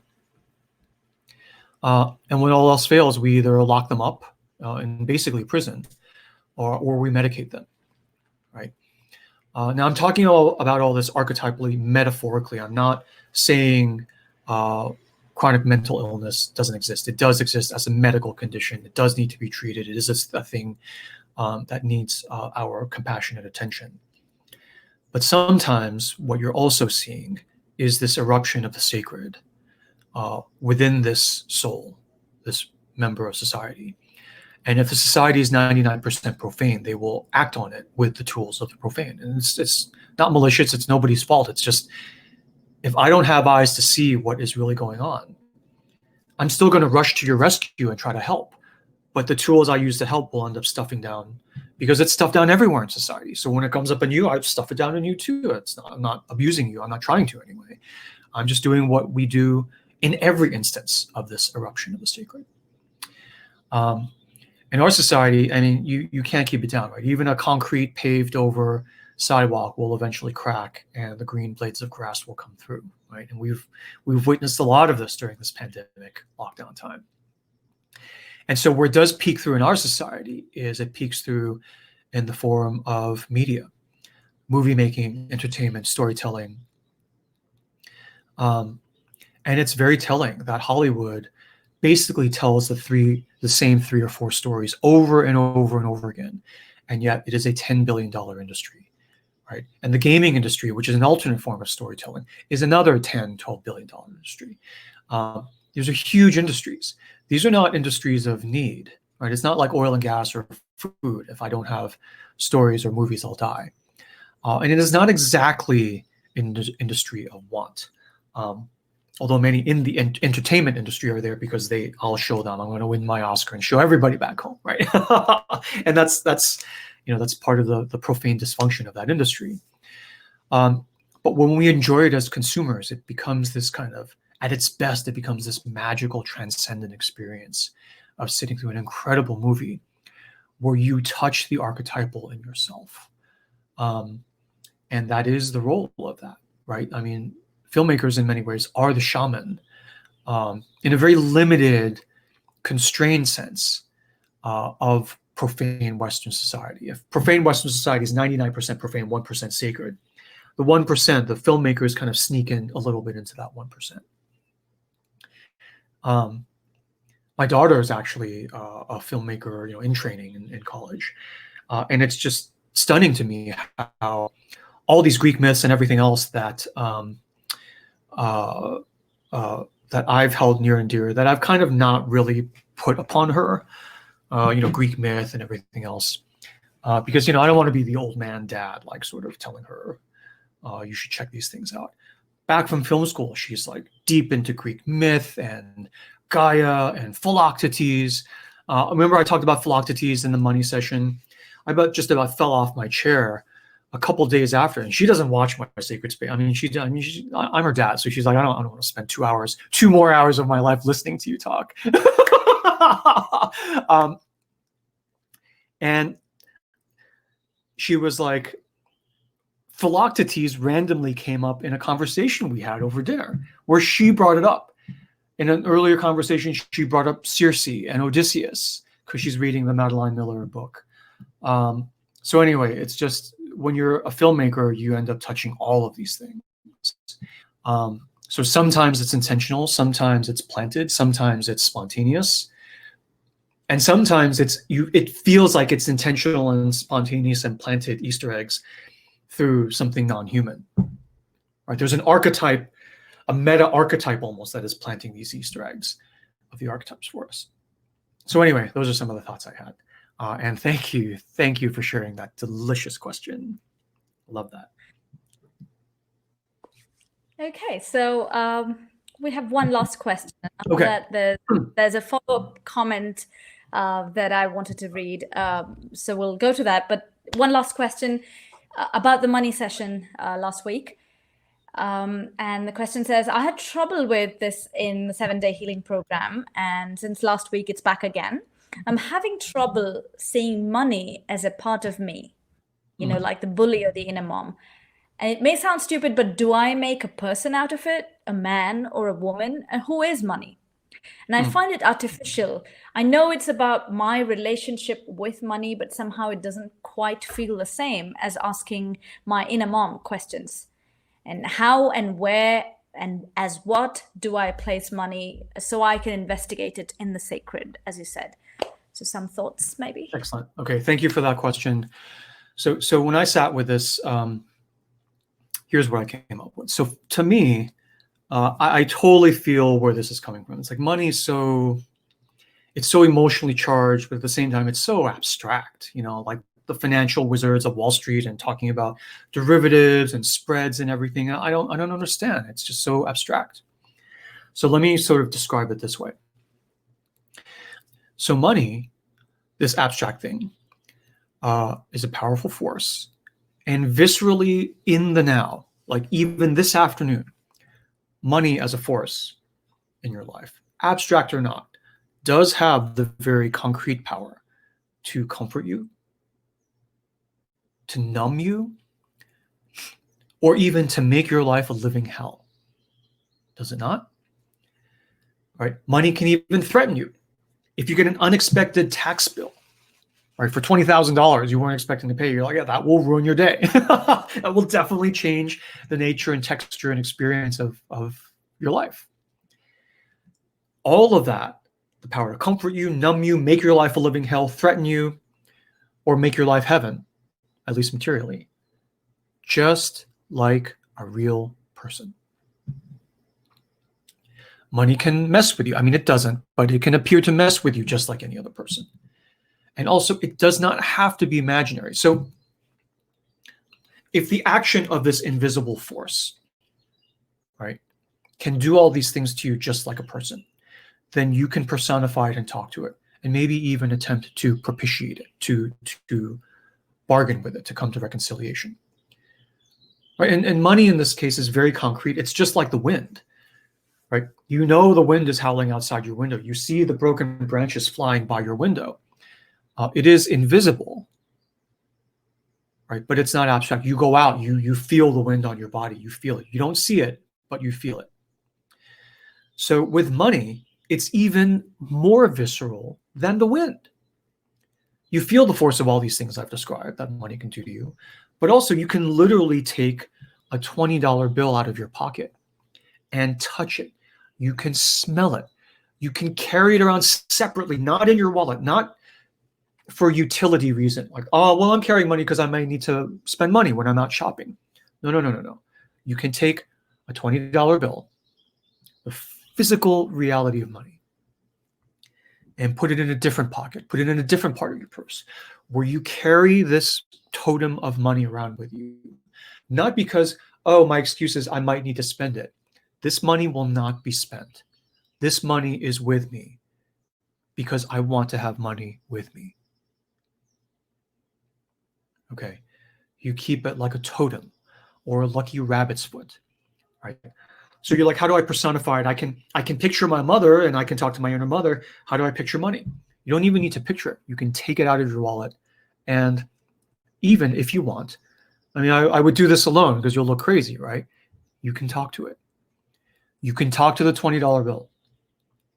You can spend time with money as its own thing, not as a thing about to be spent. And that's the only reason I'm keeping you with me, but for itself. Just like we're here in sacred space. When you're in sacred space with money, you're not spending time with money, just like us with each other in sacred space.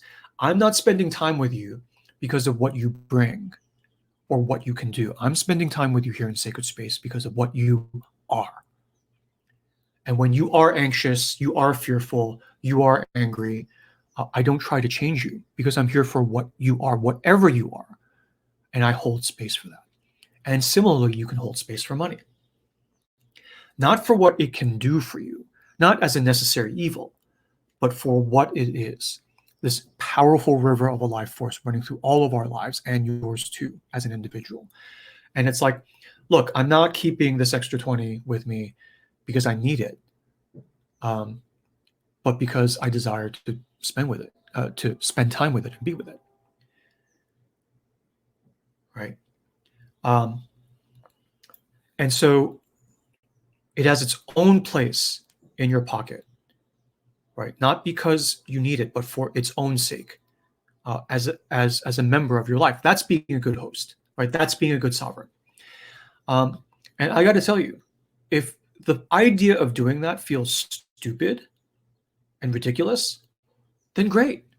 Even more reason to do it, right? When you do something that you're like, this is just humiliating, I don't know why I'm doing this. Money is watching and you score extra points because money is like, look, she thinks it's ridiculous and she's doing it anyway, right?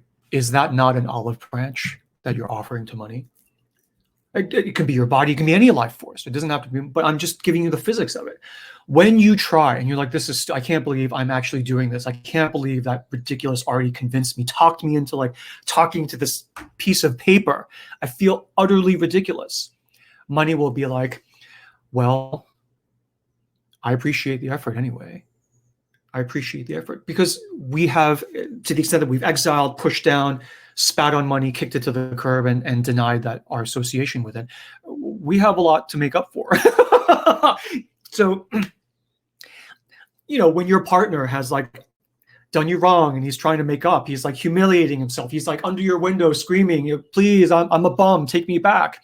And you let him suffer. You let him make a fool of himself. Why? Because he's in doing so, he's slowly riding the balance. And you're like, yeah. Stand out there for another month and then we'll see. And he's like, all right, I will. And you are just like that partner standing outside the window of money. You know, I mean, if you're willing to go out of your comfort zone to connect with money, fantastic. Right? And to be honest, it's not even that big a deal. It's not even that stupid. I mean, come on, we've all been teenagers before. We've all done way stupider things than just talking to money. So I'm like, you know, why not have fun with it and just see what happens? So that's how I think about that. And I hope that was helpful. And thank you for sharing the question. Okay, so the final, comment. It's not really a question, but it's a comment, which came as a follow-up to the answer you gave on the May 10th session. Okay. So I just want to touch on that and your thoughts on it. Okay. So, and the question was about, the person who asked was like, I spend more and more time in the sacred and I'm loving it. I pursue more of it. I spend almost all my day in it. But my husband of 30 years is a great guy and a great husband in all ways, spends 95% of his time in the profane. So I'm starting to wonder if these two, this is going to cause any kind of differences or friction, and is it okay for one person to spend all their time in sacred and the other to all spend all their time in the profane? So you gave an answer to that. For people who are curious about this question and the answer that came with it, I will post the link to the May 10th session, so if you would like to check it out later. Okay. But then the response that came, Oh, the remember, we follow-up. should post that to Facebook too, in case people watch from the Facebook replay. Yes, I'm just gonna do that now, and yeah. Sorry, I'm such a nag. Sorry. This thing, okay. I love this comment that came up as a follow-up to this. Mm-hmm. And it says, hi, Artie, thank you so much for taking time to answer my question during a session on May 10th. I listened to your response several times to digest your thoughts. Mm-hmm. Truthfully, I thought you really didn't understand me, my husband, nor my situation. How could this bigwig Harvard, Stanford grad really understand my situation? Maybe I didn't effectively articulate my situation. Maybe it was time to check out other spiritual teachers that were more in touch with the average Joe. Okay, pause right there. So just to give you the flavor of the answer I gave, I basically was like, okay, so he's 99% of the profane, you're his wife, you can keep him in the profane, it's fine. Honestly, she was thinking, well, I don't know if he's the right guy to be with me after 30 years. I need to go off on the spiritual journey. He's not going to come with me. And what I said was, well, you never know, right? You're his wife, so you're an outer reflection of his inner feminine. You are one of the totems or holders of his vision in his outer life. And if you start going in this spiritual direction, which she had hidden from him because she feared his ridicule and eye rolling and all the rest of it, I just played out this scenario where I was like, well, you never know if you offer it to him. I mean, he's a guy, so we're typically not given permission to do these sort of softer emotional things, right? So if you offer it to him, he may ridicule you and he'd be like, whatever, women, blah, blah, blah. And he may go golfing with his guys and he'll be like, I should try to get me to do yoga, whatever. And they're like, oh, yeah, whatever. And then they'd be quiet over their beers. And then one of his friends would be like, so anyway, how was that yoga? And, well, it's not bad. So that's what I said as a sort of funny kind of like, you never know kind of thing. And then she came back and said, you don't understand me. And then what happened? I remember. Yeah. And she's like, I thought, wow, he's way off on this, right? But I continued to try to reflect on your reply. And then I shit you not, at dinner the other night, my husband turned to me and said, hey, I was thinking of doing some yoga with you. And I nearly fell out of my chair. I actually thought hell had frozen over. But no, apparently, I had found one of those cracks in his armor that you were talking about. And thank you so much for your wisdom. And I always learn something new from you every time. And I tune into your sessions or review one of your study groups. And the last line, I love this. Also, I thank you for reminding me that I'm a goddess. So what do you have to say to that? I love this. So thank you for that delightful update. So hilarious. And please say hi to your husband for me. He's absolutely adorable. I mean, don't tell him I said he was adorable. He probably won't like that. But he's awesome. But the thing is, so the only thing I wanted to sort of add on there is just, well, a couple things. The first is there's no I told you so. I have no idea. I'm just making this up as I go. It's so lovely that it did echo, just a couple days later with him. And of course, you're like, thank you. I think I found one of the cracks in his armor. But it's like, if I remember correctly, the way you described it, you didn't even bring it up to him. He came to you. He came through the crack in his armor to you. So I'm like, he gets extra fanfare and points for that, right? And of course, if he knew we were watching for it, he would never do it because we're guys. We don't like to admit that that we do as we're told. And so the only other thing here that just hit me, and I'll just share it with you raw, it's just my wild ass intuition, is this idea of, all right, so now he said, well, maybe I can do some yoga with you. And that's adorable. That's lovely. It's like, it's like you're opening his eyes to this other world. he's seeing you go off in this, and he wants to, like, you know, come with you because he loves you. I mean, that's why he's serving you in the profane these past 30 years and checking all the boxes, because he worships you as a goddess. And now you're doing this other thing, and he's like, oh, can I come too? Right? And what the pattern that just came to me, and I don't know that this is your case, right? I just want to share this general pattern,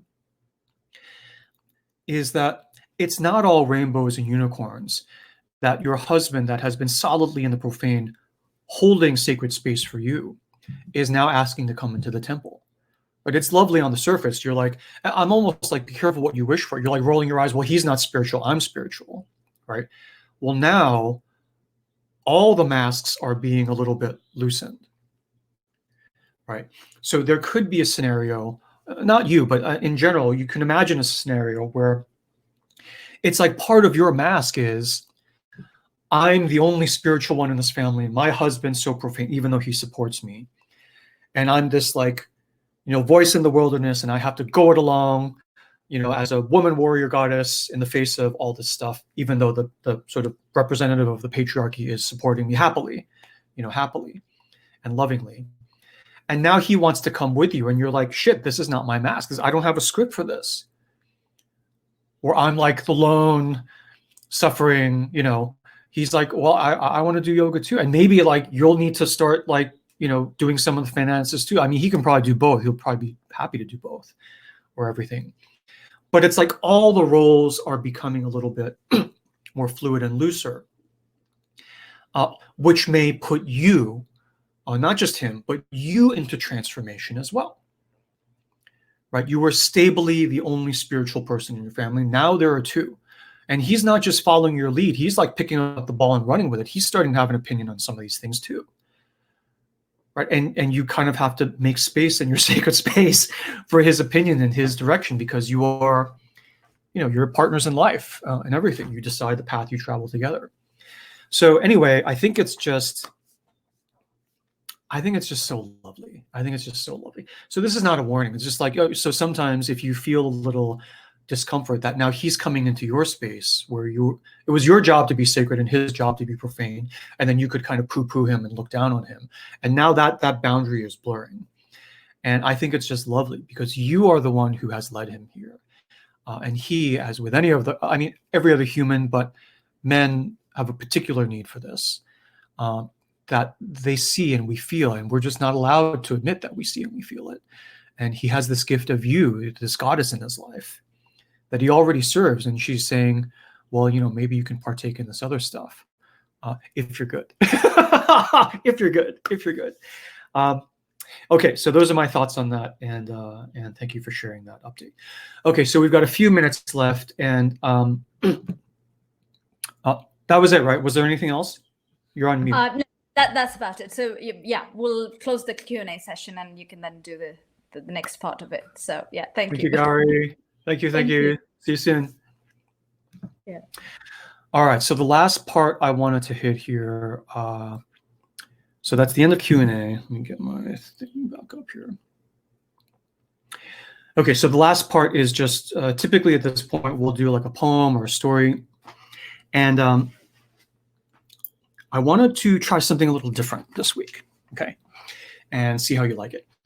So again, this will be a kind of more shared exercise to try, but again, we are in sacred space here together. So it's only if you want. Right? Remember the 4 principles of sacred space. So confidentiality, no threat, fear, control, no commerce, no recommendations, and number 4, no expectation of participation.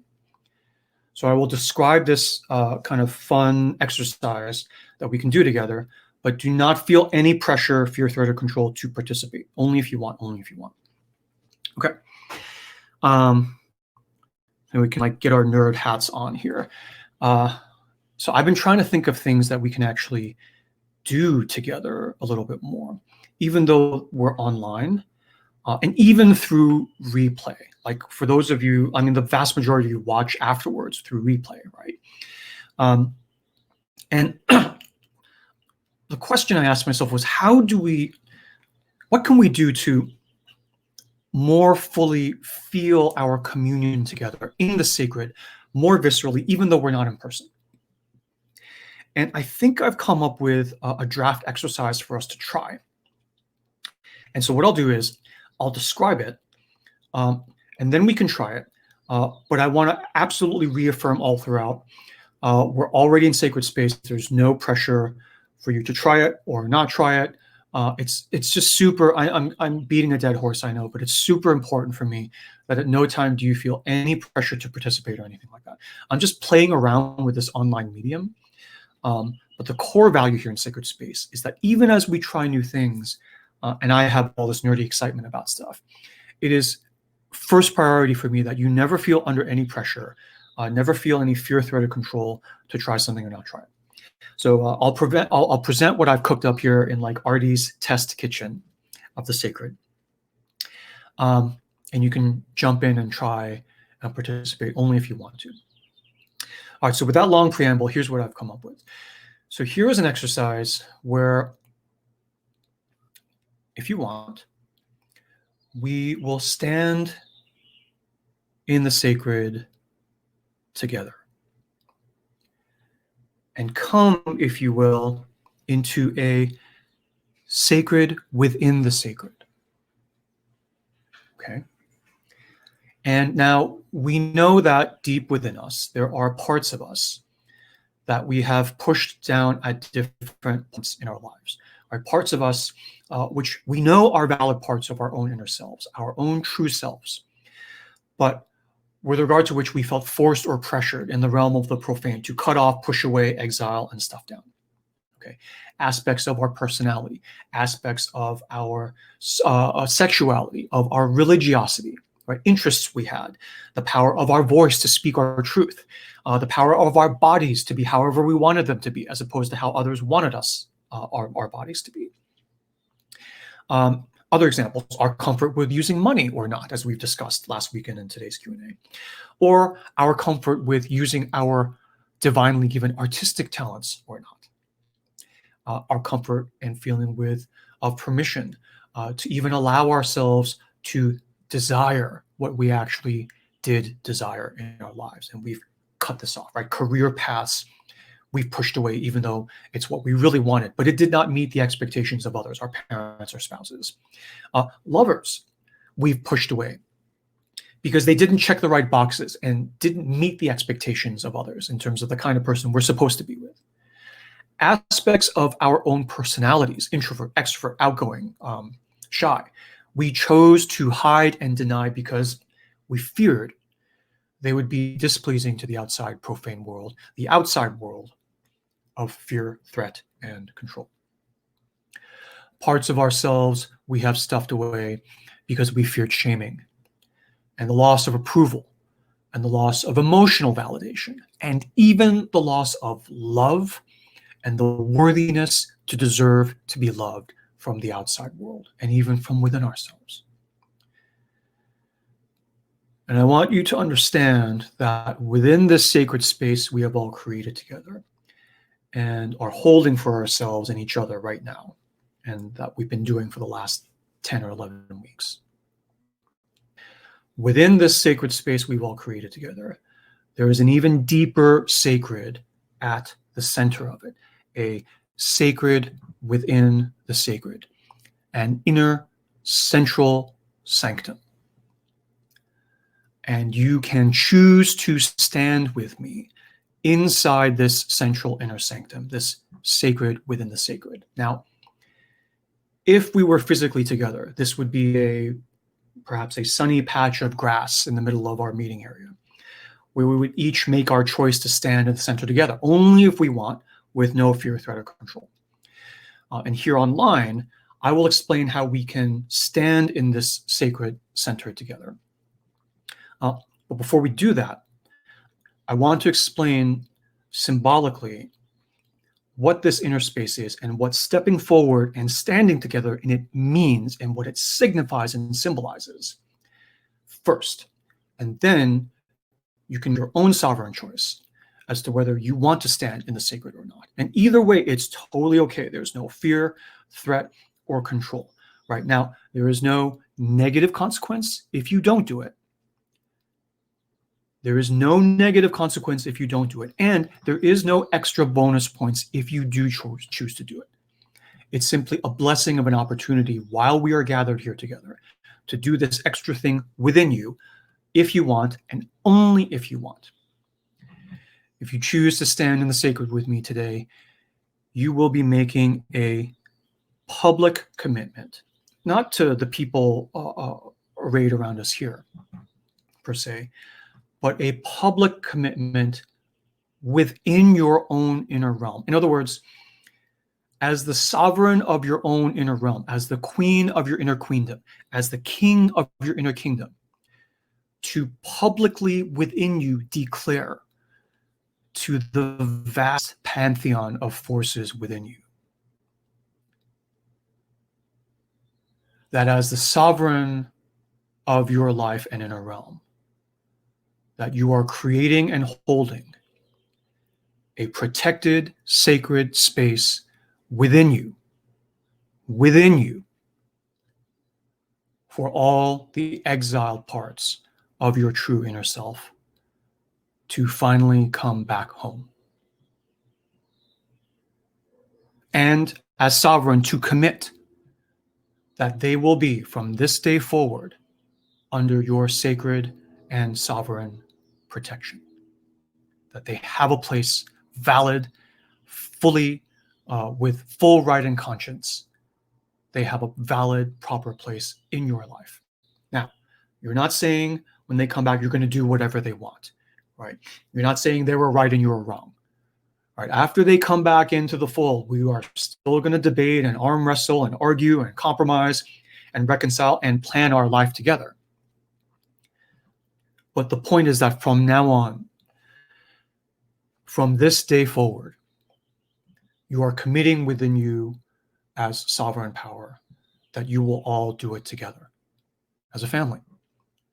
All these parts of your true inner self, beyond right and wrong, beyond good and bad, beyond moral and immoral, shameful or respectable, you're saying to these parts of you within you, we are above all else a family. We are one. And today, if you are ready, it is time for all of your lost and exiled, cut off parts to come back home to you. And today, as sovereign, if you choose to stand in the sacred with me, you are making a public commitment, public within your own inner self, in the town square of your own inner self, to call all parts of you back home to you. Good, bad, right, wrong, none of that matters today. It's just time for all of them to come back home. And you will give them protection and shelter in the sacred space within you, devoid of fear, control, and threat, and filled with love, nurturing, and surrender. You don't have to do this today or ever. But here in this moment, you can. You can. And so if you choose now to stand in the sacred with me and call the lost children of your inner kingdom, queendom home to you, you would do two things. The first is you can type in the chat on Facebook comments or here in Crowdcast. And the thing I thought would be fine for us to type in would be that a phrase, which is that I stand in the sacred with you. And that can mean I stand in the sacred with you, Artie, and also I stand in the sacred with you, all of these parts of you that you're speaking with. So the first thing you would do is you would type in the chat, I stand in the sacred with you, and I'll go ahead and start, and I'll do that. I stand in the sacred with you. I do.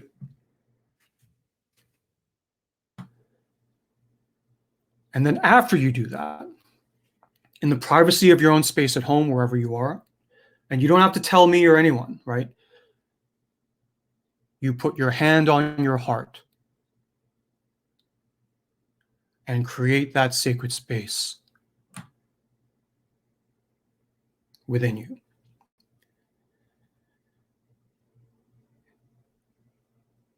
And you call your lost parts home to you. Wherever they are, whomever they are,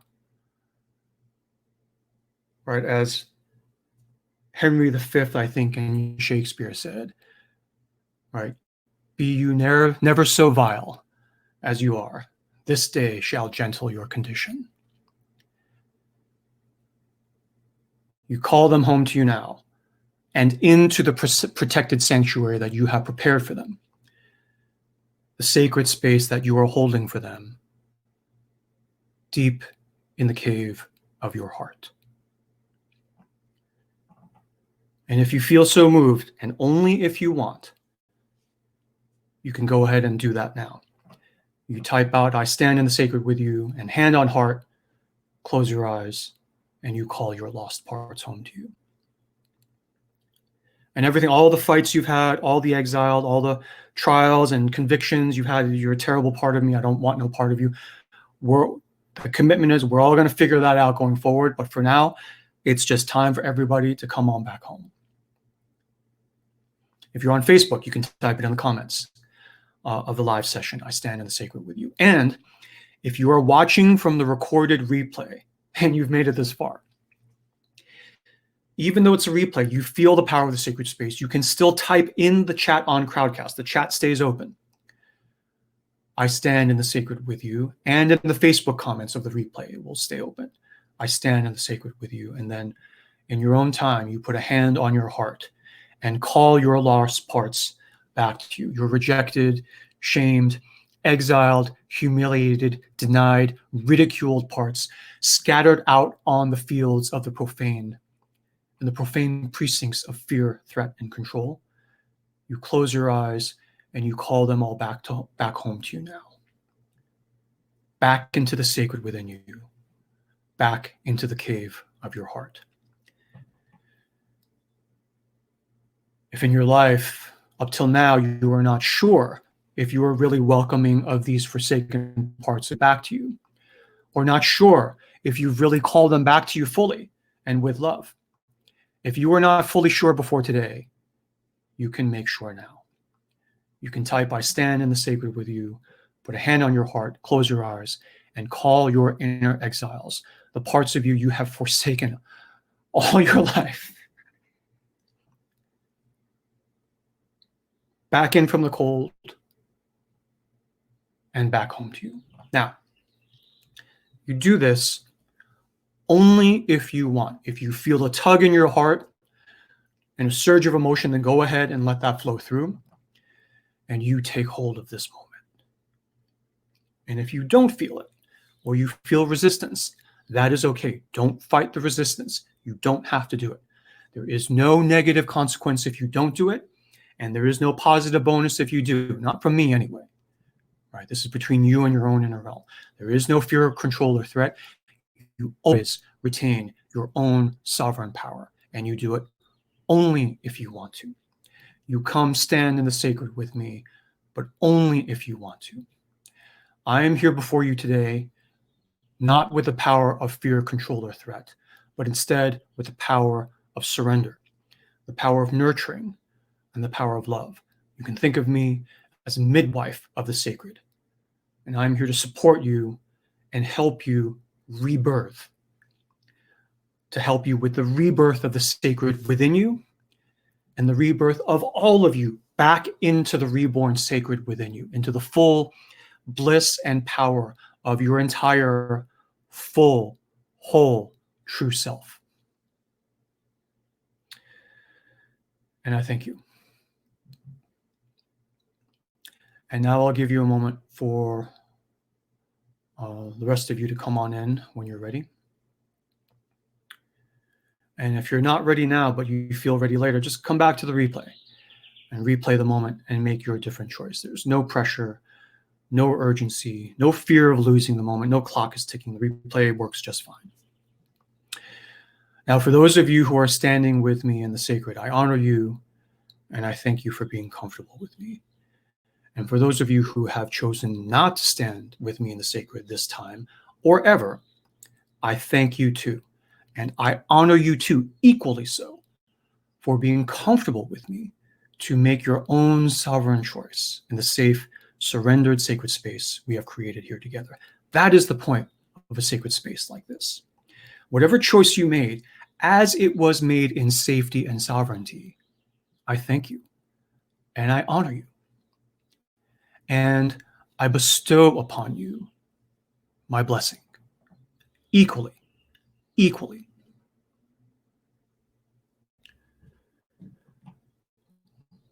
And as we now, at the end of our session, come out of this exercise, the sacred space you are in is within your own self. It is within your own sovereign realm. No one can take it away from you. And even as we come out of this exercise, you can stay in the sacred within you as long as you want. It's yours. You can stay there forever if you like. And even if you forget it's there or deny it's there under pressure, it is always still actually there. And you can always come home to it within you, within you.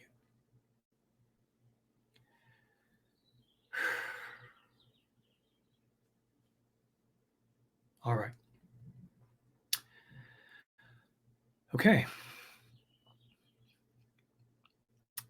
Thank you, everyone, for being with me on that.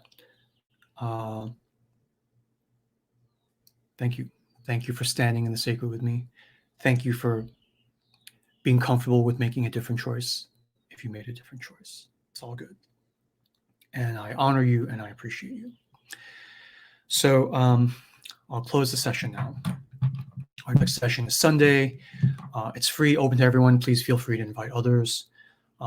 We've done all our questions, so please ask more questions, post them to the next session. And you can sign up for the next session. There's a call to action link there. And I'll see you all in the next session.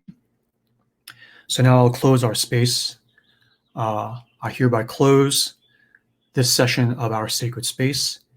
Thank you for holding this space with me. And thank you for sharing the nourishment, the emotional nourishment, the spiritual nourishment of this shared sacred space with me. I give you my blessing. Go in peace, bestowed with blessing, free of fear, free of threat, and free of the undue control of others. Have a great day. Have a great week. Enjoy your sacred space, and I will see you in the next session. Thank you. Thank you.